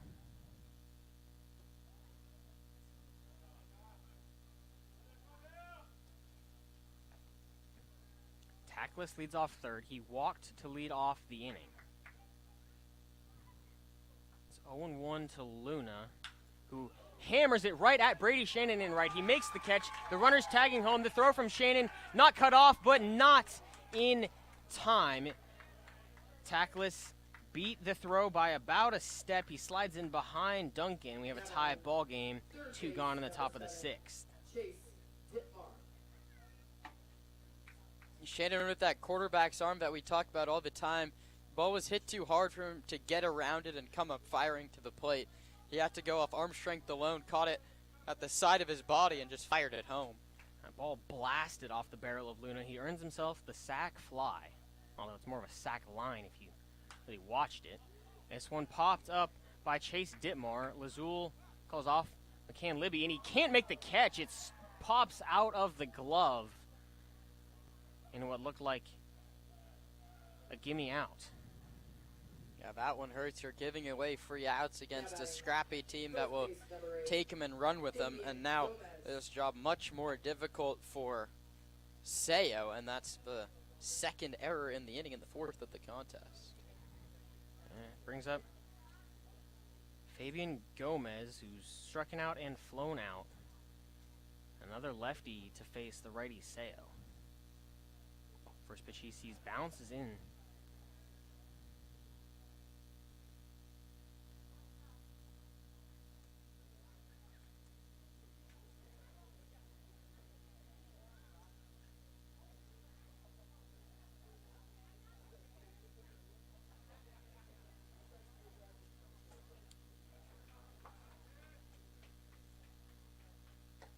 No movement off first. The pitch misses high.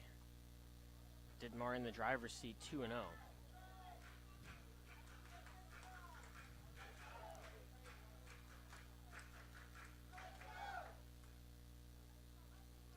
A pick back from Sayo, gets away from Lazul, and it hits the umpire. That's a lucky break for the Stompers if they can get him in the rundown. Lazul squeezes off of the throw from Boardman, and they'll rule him out of the base pass. So the Stompers get bailed out after the pick move goes under the glove and hits Gary Frieders.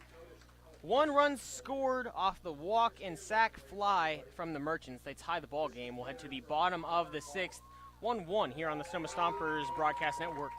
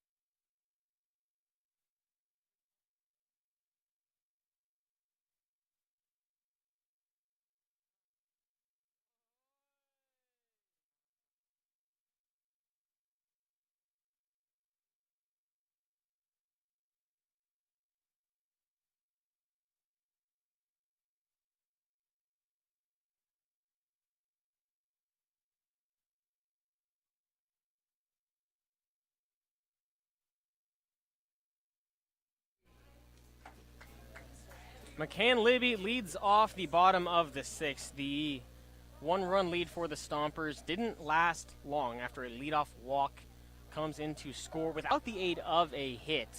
Merchants got the leadoff man on and worked him station to station. First pitch fastball inside corner, called strike one to McCann Libby, who has a strikeout and a ground out. That was a comebacker to Jaden Bitter. 0 for 2 on the evening. Now watch his fastball outside corner, called strike two. That's tough if you're McCann Libby. If you're the home plate umpire, you can't give it a ball up the inside and the outside corner. Libby hasn't seen a strike, and he is down 0-2. He'll have to battle Nick Fenton in his first full inning of work. He came in to get an out in the fifth. Allowed his inherited runner to score, though. Libby sends this one right back up the middle, a single into center field to lead off the inning. First hit for McCann on the evening, and it brings up Paul Lazul, who lined out to the shortstop Turner, a leaping catch, and also struck out in the first. First baseman number 45, Paul Lazul.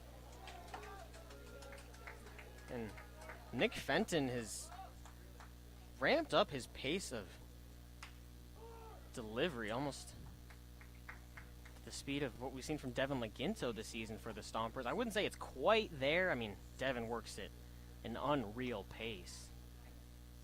And he's ahead of Lazul here, 0-1.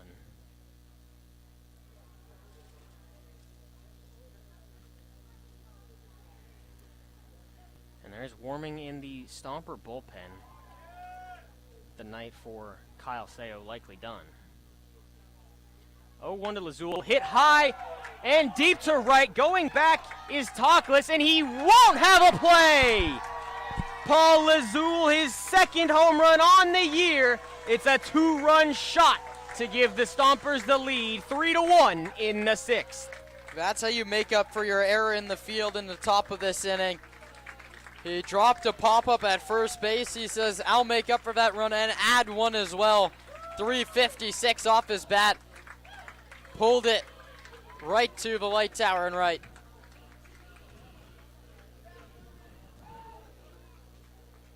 It's a 356-foot blast over the scoreboard in right. 2 up, 2 in to score. Now Matthias Haas digs in, still in search of his first Stomper hits. He watches a called strike one. Yeah, that's now 3 batters faced for Fenton, a couple singles and a home run.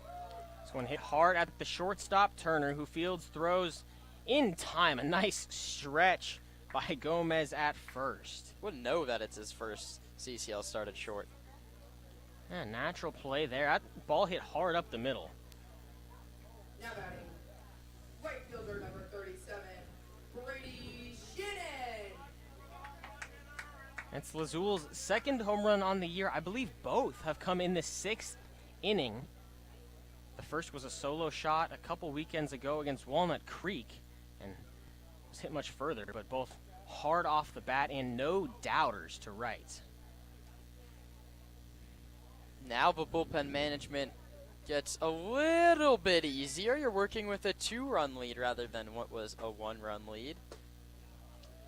Brady Shannon takes a called strike middle low. It's 1-1 to him. He's got a strikeout and a pop out. 1-1. This is low and out. Fenton was effective in the 2 batters he faced in the 5th. He gave up a single to Boardman, which allowed the inherited runner to score, but then he struck out Handren to end the inning. But back-to-back hits give the Stompers a 2-run lead. Now Fenton on the hook for the loss.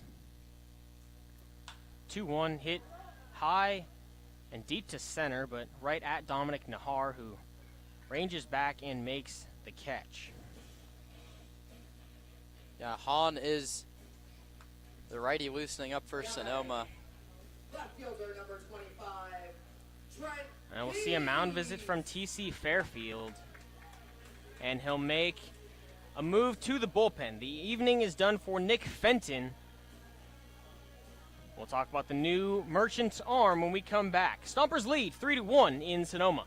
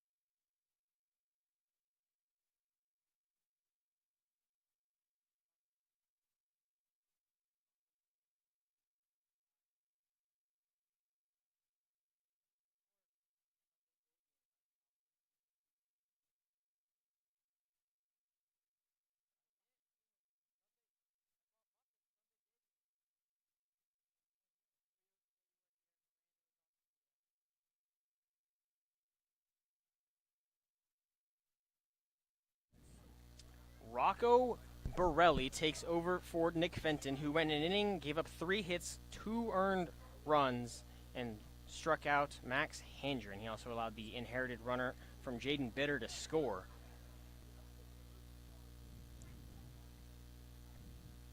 And he'll face Trent Keys with 2 outs in the 6th. Yeah, Borelli also from Antioch, 6'1", 200-pound senior from Chico State. Had just 1 appearance, and it was on July 6th, 2 days ago. He went 2 innings, gave up a run on 3 hits, 3 Ks. First pitch to Keys was a ball. That one fouled off down the third base line. Now 1-1.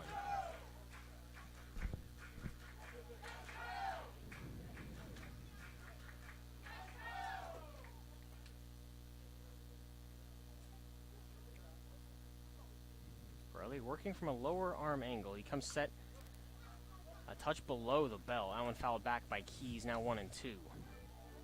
You never want to count outs, but let's count outs. You have 9 to get.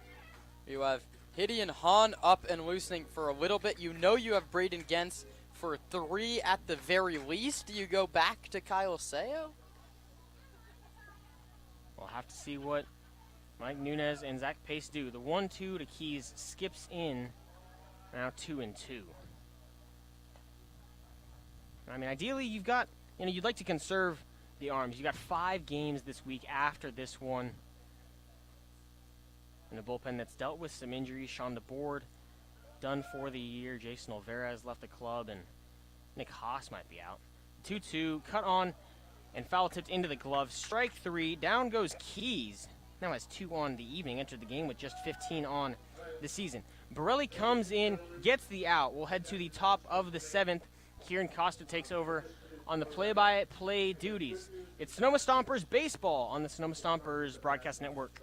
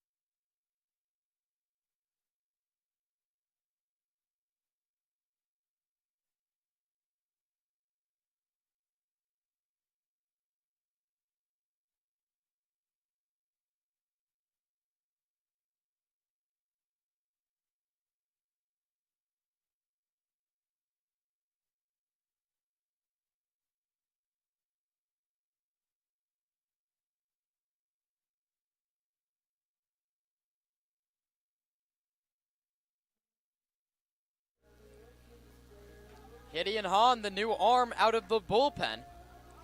He throws from the right side while hitting from the left side. He's wrapped up his time at Los Medanos College, has a handful of D1 offers, but sticking out the rest of the summer in Sonoma. See how those play out. 5 games out of the bullpen, 8 innings pitched. He's yet to allow an earned run. Would be a nice time to keep that scoreless inning streak rolling. And he'll start things off with Fabian Gomez, who takes a called strike, 83 mile per hour fastball over the outside corner. Hahn in 8 innings has 8 strikeouts to just 4 walks and 4 hits, so that's a whip at an even 1 and a Ks per 9 at an even 9. He misses with this one just off the corner. It's a good spot to miss with Dean Poteet behind the plate. 1-1 from the wind. Off the glove of Duncan, and it misses low and inside. Slider.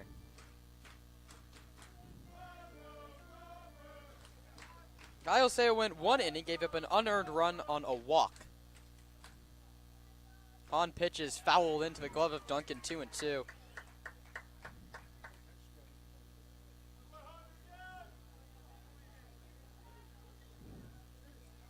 Gomez was at the plate when Chase Ditmar was caught stealing second base. An errant pickoff throw kicked off the umpire, and Sonoma was gifted the 3rd out of the inning. 2 balls and 2 strikes. Hahn from the windup fires home. Just misses low outside. Filler up. 3 balls and 2 strikes.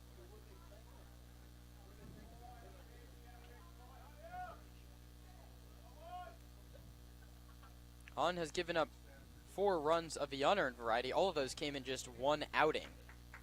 So 4 of the 5 have gone scoreless. Has faced the Merchants before. He's gone 4 innings, allowing just 1 hit and striking out 4. So Hahn gotten a couple look at these Merchants. His 3-2 pitch is bounced towards shortstop. Boardman fields, sets his feet, throws to first. A stretch from Paul Lazul gets him.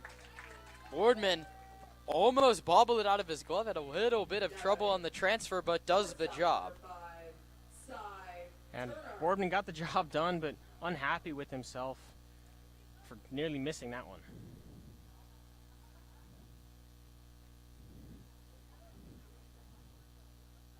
Hahn, a righty, will face Turner, a lefty who's lined out and popped out in a couple of trips.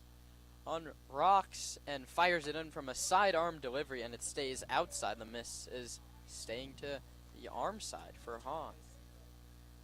Turner, a left-handed hitter out of Memphis, stands straight up, all 6'3" of them in the box. Hahn delivers at the knees, called strike. Turner gives a little nod of his head as he sees that one come through.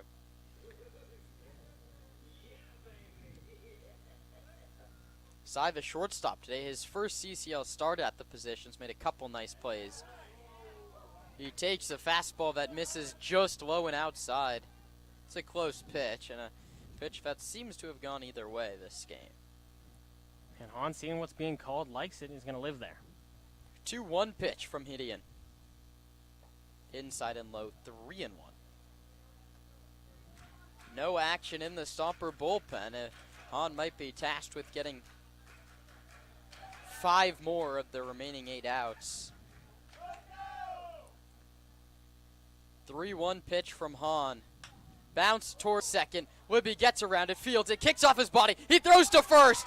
Not in time. A bang play at first base goes against Sonoma. Very close play. Libby took a tough hop off the body. It bounced right into his glove, and he threw to first base. Our beer batter of the night, second baseman number 28, Ben Giovanetti.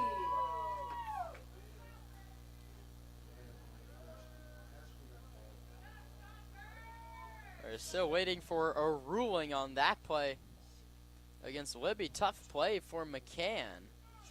The runner goes. Duncan's throw to second. The swipe tag from Libby, just not in time again. And Cy Turner's running around the bases by just the skin of his teeth. Barely beats out a ground ball at first base and very nearly thrown out at second there. And an error will be charged to McCann Libby on a hard ground ball.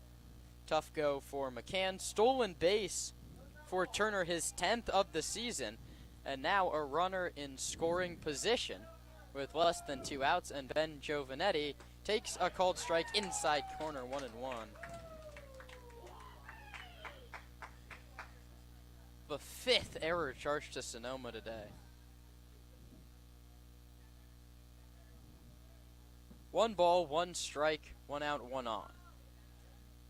Hahn working from the wind now. Slings it home. Giovanetti swings and misses. That's that slider that he can get away with leaving up in the zone. With where it comes out, it's, almost even with the Sonoma script on the front of the uniform, it just moves so much. Really tough to see out of the hand, especially with where he's sitting in the sunlight here. Giovanetti pops it up. Lazul have another chance, battling the sun. This one in foul ground, and Paul Lazul sticks it in that very large first baseman's glove. That's a big second out of the inning, and Hahn looking to leave that runner out at second base. That brings up Jerry Nix. This would be a nice time for his first Merchant hit. 0 for 2 in his Alameda debut. He's grounded out to the shortstop Boardman. He's also struck out. Top half of the 7th inning, Sonoma on top of Alameda by a score of 3-1.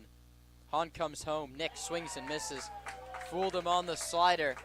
And you talk about pulling the string when you're a righty from that arm slot. He's doing a very nice job.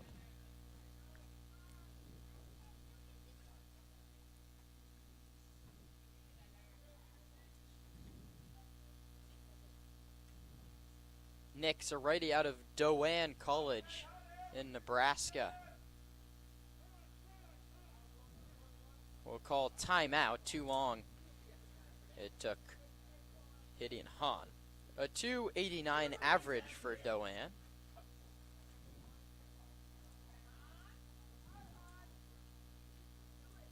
In Crete, Nebraska. The pitch. Check swing just low and inside.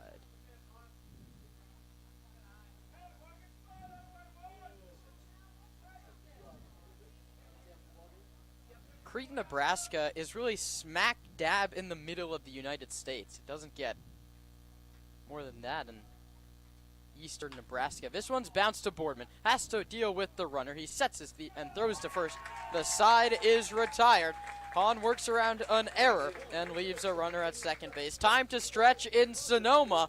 The Stomps lead the Merchants 3-1 on the Sonoma Stompers broadcast network.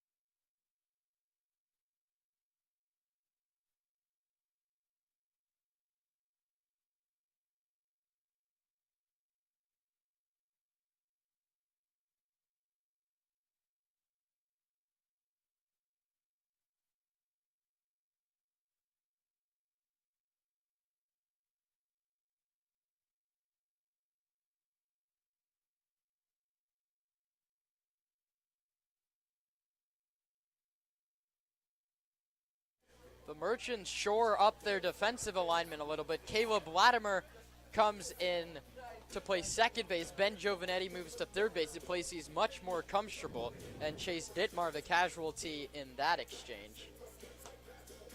He is out of the ball game.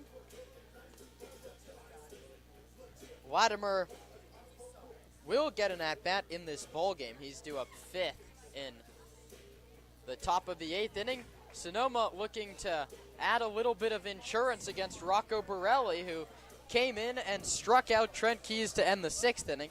Fenton went an inning, 3 hits, 2 earned runs, no walks, and a strikeout. It'll be Hegeman, Duncan, and then back to the top.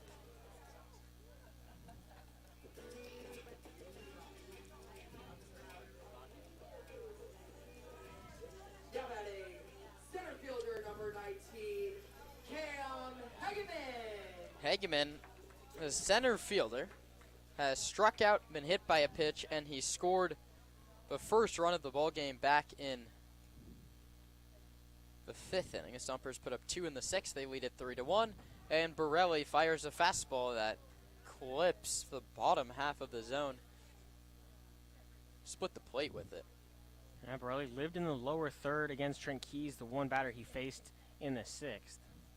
0-1. Hegeman fouls it off the mask of the catcher, Nix.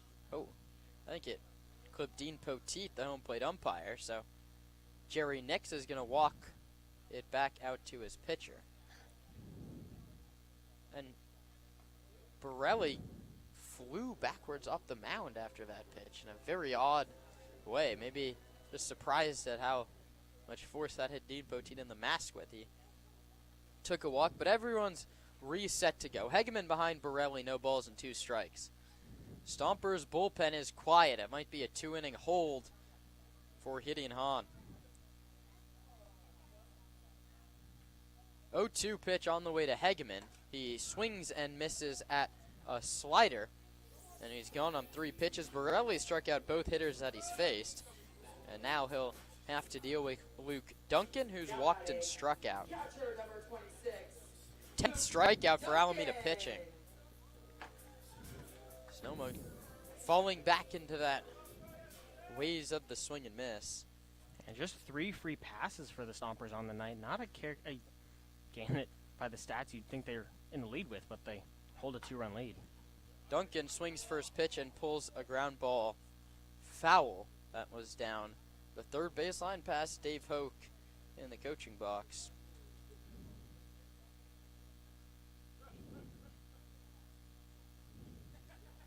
Oh, 1 home. Low, says Duncan. And low takes Duncan, says Dean Poteet. 1-1. That's a changeup from Borelli. Oh, and came in at around 80 miles an hour. Colton Boardman on deck. Duncan looking to get aboard for the leadoff man. He lines this one foul back to the screen. It'll be the top of the order in the 8th inning. Nahar, Tackless, and Nystrom. Nystrom knows a thing or two about late home runs against the Stompers. When these teams faced off last week in Alameda, his 7th inning solo home proved the difference. 1-2 home. Duncan fouls it back, and he stays alive. And this is a question that came up in the MLB a couple of years ago. If you have a closer, a guy that you like to go 1 inning of work, my philosophy is he should pitch the best hitters in the last 3 innings. I would rather Braden Gens face 1, 2, 3 in the lineup and it be the 8th inning than him come out and mow down the bottom of the order in the 9th. It doesn't look like Zach Pace shares that philosophy as Duncan's rung up slider bottom of the zone. And I know teams that have 2 late inning relievers will often do that. Like the Giants have both Randy Rodriguez and Camilo Doval, guys they trust down the stretch. The Yankees, up until a couple weeks ago, trusted both Devin Williams and Luke Weaver down the stretch in situations like that. It doesn't look like Braden Gens is going to pitch the 8th inning. But my 2 cents is that I want Gens to face the toughest outs. Boardman squares to bunt, pulls it back, and takes a ball. Colton drove in his 20th run with an RBI single back in the 5th. He then added a 14th stolen base. He looks to make it a 9 multi-hit game, and he fouls this one back to the screen, 1-2. Yeah, and I think it's a fair argument you bring up. I mean, you want your best on best, but at the same time, you want the guy that you know can deal with the pressure of the 9th against a team that's going to go up there with everything they have with their final 3 lives, and ultimately it just comes down to manager preference. 1-1 misses low, 2-1 changeup. Drop below the knees, good take by Boardman. Boardman's lined out and popped out to go along with that 5th inning single, which at that point gave Sonoma the lead. Here he pops it up, back foul just over our heads. And the count's 2-2.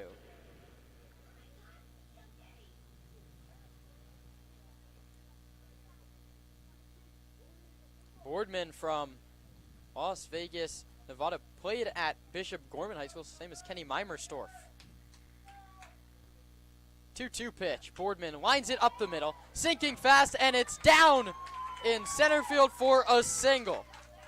A soft single for Colton Boardman. It's his 9th multi-hit game of the season. That leads Sonoma and keeps this 7th inning alive. Keeps swinging a hot bat, Colton Boardman. And he stole very early in the at-bat. That was against Nick Fenton. We'll see what he does against Rocco Borelli.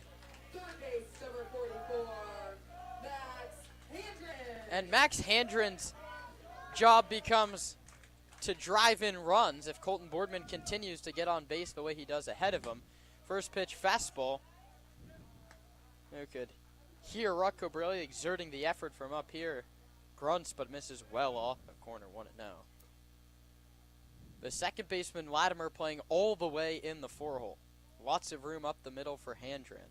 The pitch to Max is low again, 2-0. Not a spot you want to be. Behind them, the count to Handren, who's hit by a pitch, singled and struck out.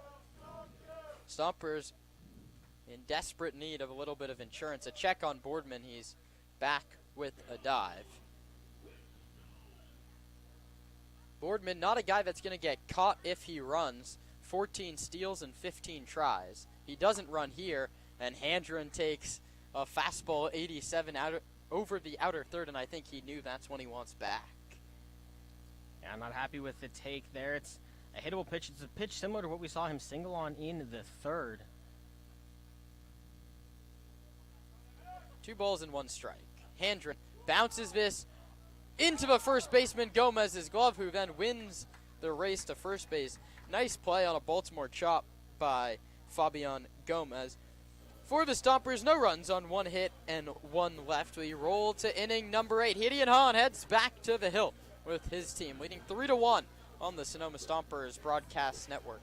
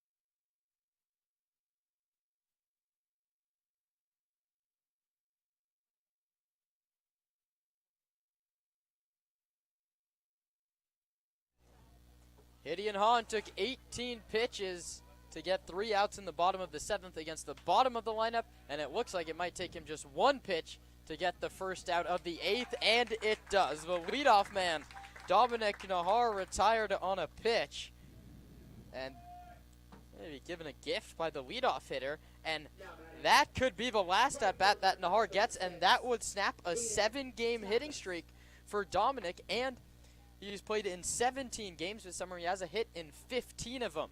The Merchants need a big rally or some extra frames to get their leadoff guy a chance at an 8-game hitting streak.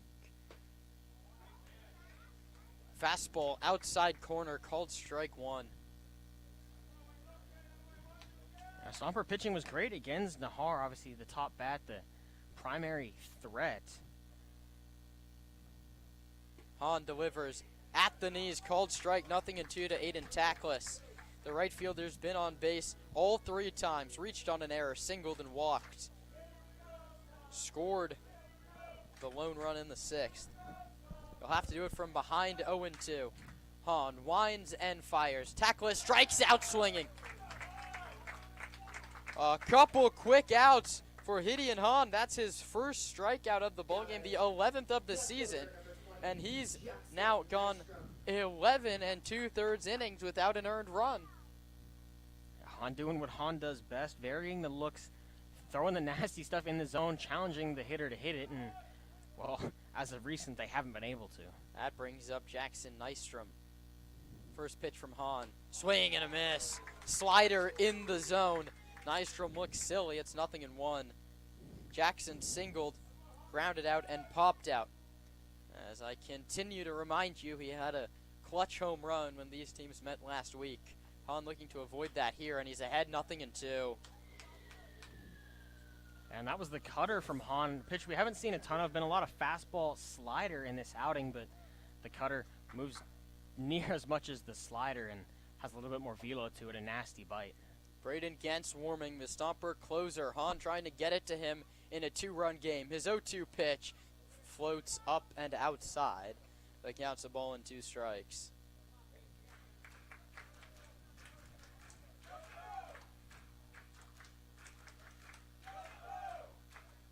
One, 2 from Hahn. That ball's hit in the air to left field. Keys heading over to the alley. He's under it, and he makes the catch. Gideon Hahn puts down the top of the Merchants lineup.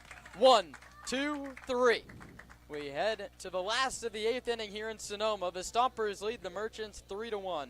You're watching Stompers Baseball on the Sonoma Stompers Broadcast Network.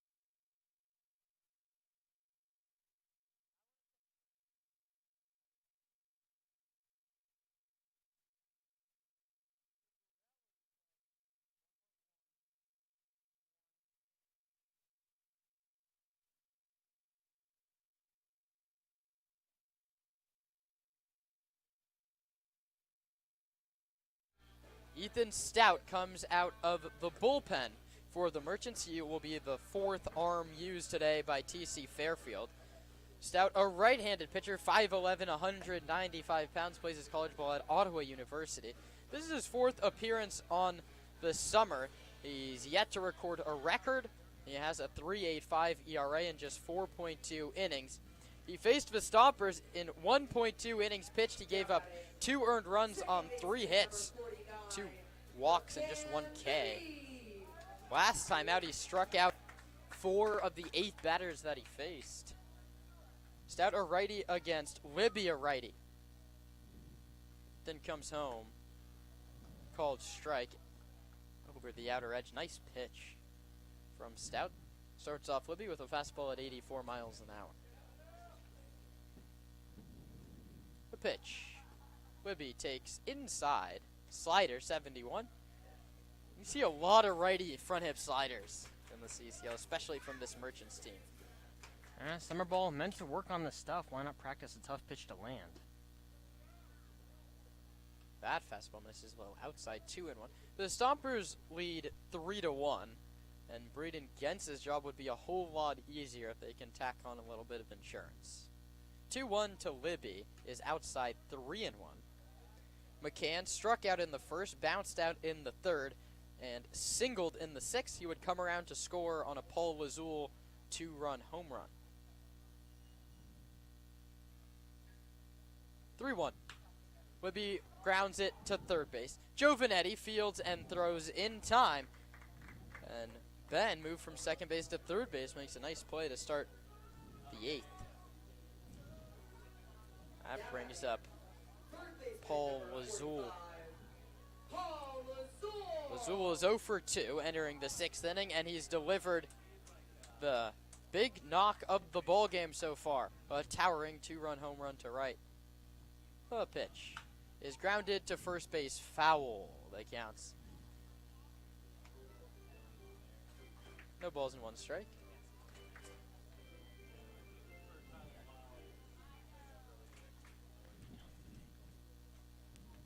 0-1 coming to Paul. And Wazul fouls it back to the screen. An interesting line score up until this point for Sonoma. 3 runs, 5 hits, and 5 errors. For Alameda, 1 run on 3 hits. They've yet to make a miscue defensively.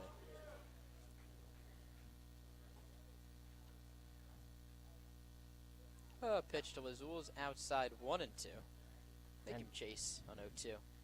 And really just a scrappy night, both on the pitching side and on the hitting side. There wasn't a lot going for either team. Lazul's home run, the difference, but Stompers' pitching has bailed out the errors. 1-0, or beg your pardon, 1-2 is a called strike 3.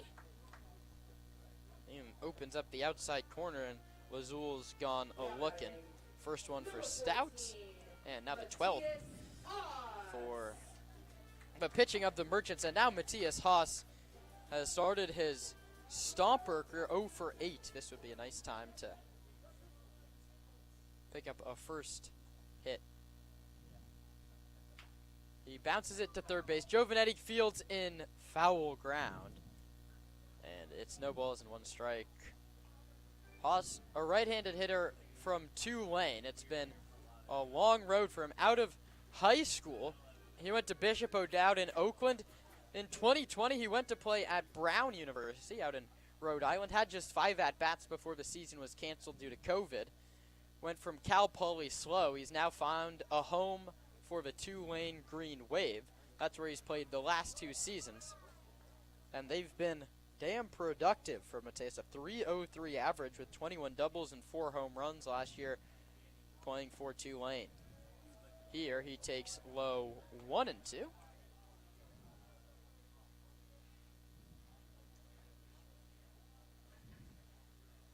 1 ball and 2 strikes with 2 outs. The 1-2 to Haas is outside, kicks to the screen, 2-2. Brady Shannon on deck, who's coming off a big 3-hit game, including a home run and a triple. That was Sunday against San Francisco. 2-2 coming. Stout to Haas. That's a cue shot. It's just spinning around the grass. Stout, the pitcher, will have to make the play, and he does. Stompers go 1-2-3 in the 8th. They'll call upon their closer. Braden Gentz comes out of the bullpen down the right field line. We'll see what he can do, nursing a 3-1 lead.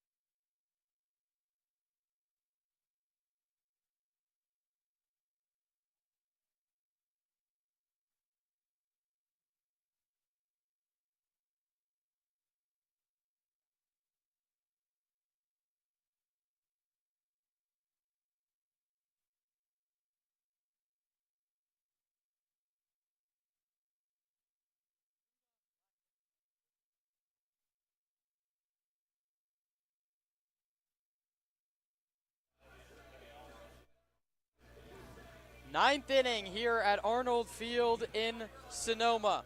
The Stompers have a 3-1 cushion over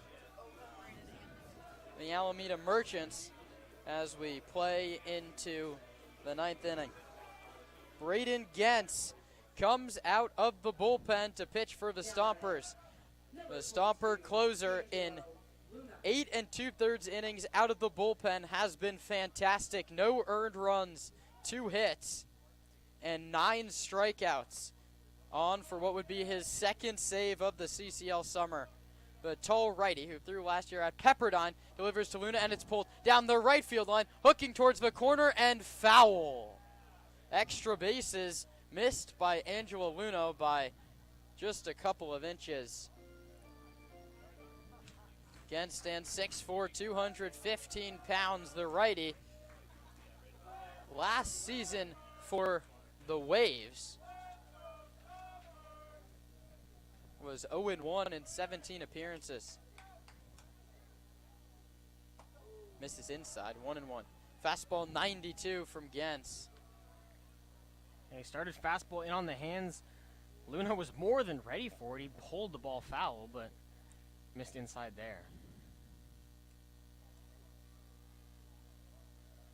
1-1 pitch. Gens misses low inside. That's the fastball again. 91 this time. The count's 2 balls and a strike. Sean McBroom went 4 innings. Ryan Saya went 1. Kyle Saya went 1. Gideon Hahn pitched the 7th and the 8th. 2 innings pitched. No hits, no runs. Gens delivers. Luna lines it hard but foul again. Got around that fastball on the inner half. The count's 2-2. It just goes as a long and loud strike number 2. So for Hahn, 2 innings, no hits, no runs, no walks. He struck out 1. Gens has to deal with 4, 5, and 6 in the order. Braden staring in to get the sign from Luke Duncan. Comes set at the belt, rocks into the windup and fires. Goes to the slider, 81 miles an hour, but it missed off the corner. And one more ball to Angelo Luna would bring the tying run to the plate in the form of Caleb Latimer. And the 4, 5, and 6 in the lineup for the Merchants, hitless this game. The only one who reached was Dittmar, who's now been subbed out for Latimer. 3-2 low ball 4. Gens allows the leadoff man, Angela Luna to draw a walk, and Emmett Finney has grabbed a bat, it looks like, in the on-deck circle. No, that's still side turn. Number 9, Caleb Latimer. Well, this is what they want. They want the pinch runner. So, coming out of the ball game is Angelo Luna, and coming into the ball game is Jack Bollinger, who hasn't played in a month. Took the last month off due to personal reasons. Played in the first game these two teams faced each other. Not running first pitch. Gens drops a first pitch slider in there for a called strike.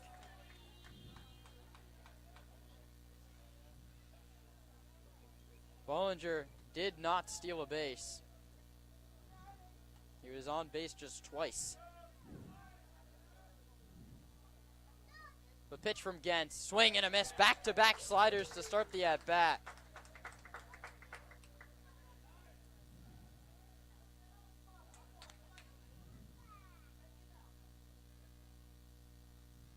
Gens way out ahead of Latimer. First at-bat of the ball game for Caleb. The 0-2, fastball high, nice take. Latimer just a 170 hitter. He's 8 for 47, 4 doubles, 7 RBIs.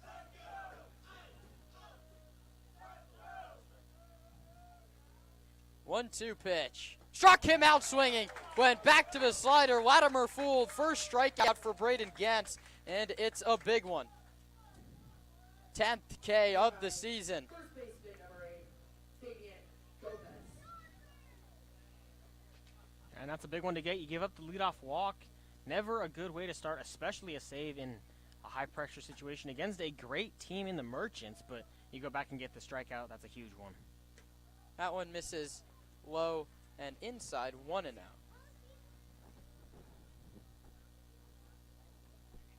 And Gens has missed inside to both lefties with almost every pitch.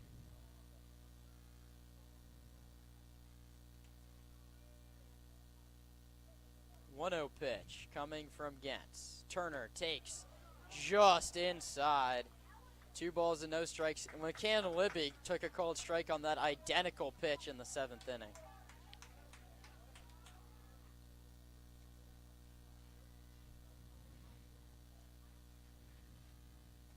Bollinger runs. It's popped up on the infield.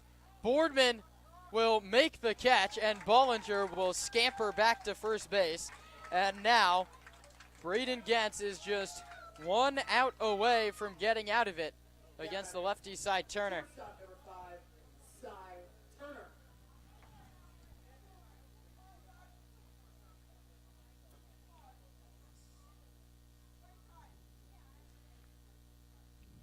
Turner does not have a home run this season. He'd tie the game if he can go yard here. Gens looking to shut the door for Sonoma. First pitch, slider. Missed somewhere, said Dean Poteet. No motion of where.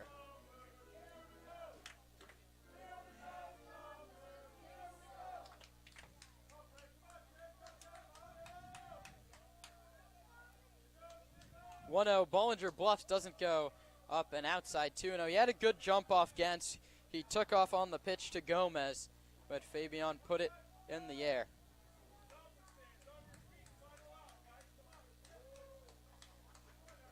Two-0 pitch. Hitters count for Cy Turner. Gens delivers. Turner fouls it off. It counts 2-1. On the out-of-town scoreboard, the Walnut Creek Crawdads lost. They fall to 14-10 and a half game back of the Stompers. Sonoma 1 out away from grabbing first place in the CCL North. 2-1. Turner fouls it back.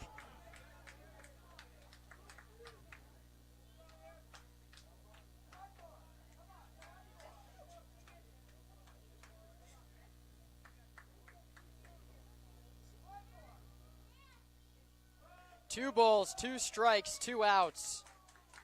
Runner Bollinger leads off first. Gents, the righty, against Turner, the lefty. Here it is, high, 3 balls and 2 strikes.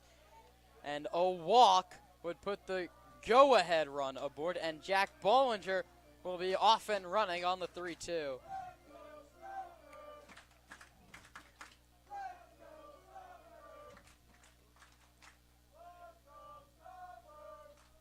Three balls, 2 strikes, 2 outs. Bollinger runs, Gents pitches just high with the fastball. And there's runners at first and second now with 2 away. And a zone that's felt like there's a little bit of leeway on every edge for most of the night. Nothing given here in the 9th to Braden Gents. And that brings up a former Stomper, Ben Giovanetti. The storyline writes itself. Righty Gents against righty Giovanetti. Braden delivers first pitch slider again. This time it misses high.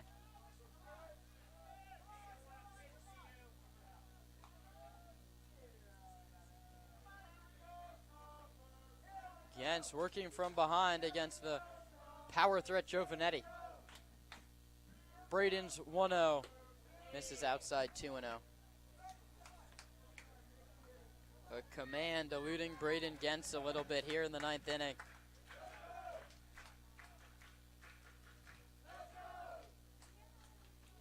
Two balls and no strikes. Hitters count for the righty. Gents pitches. Strike, slider, 2-1.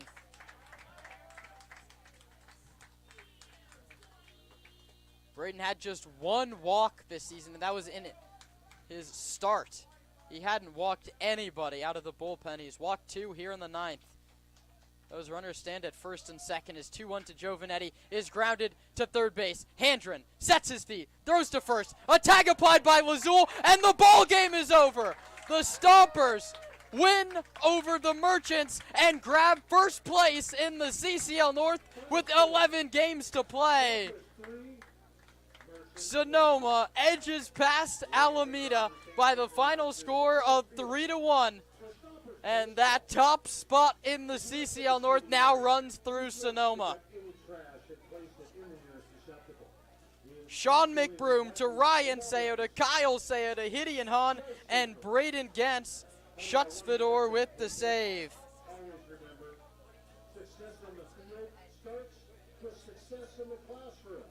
Yeah, that's just an absolutely huge one to start the week.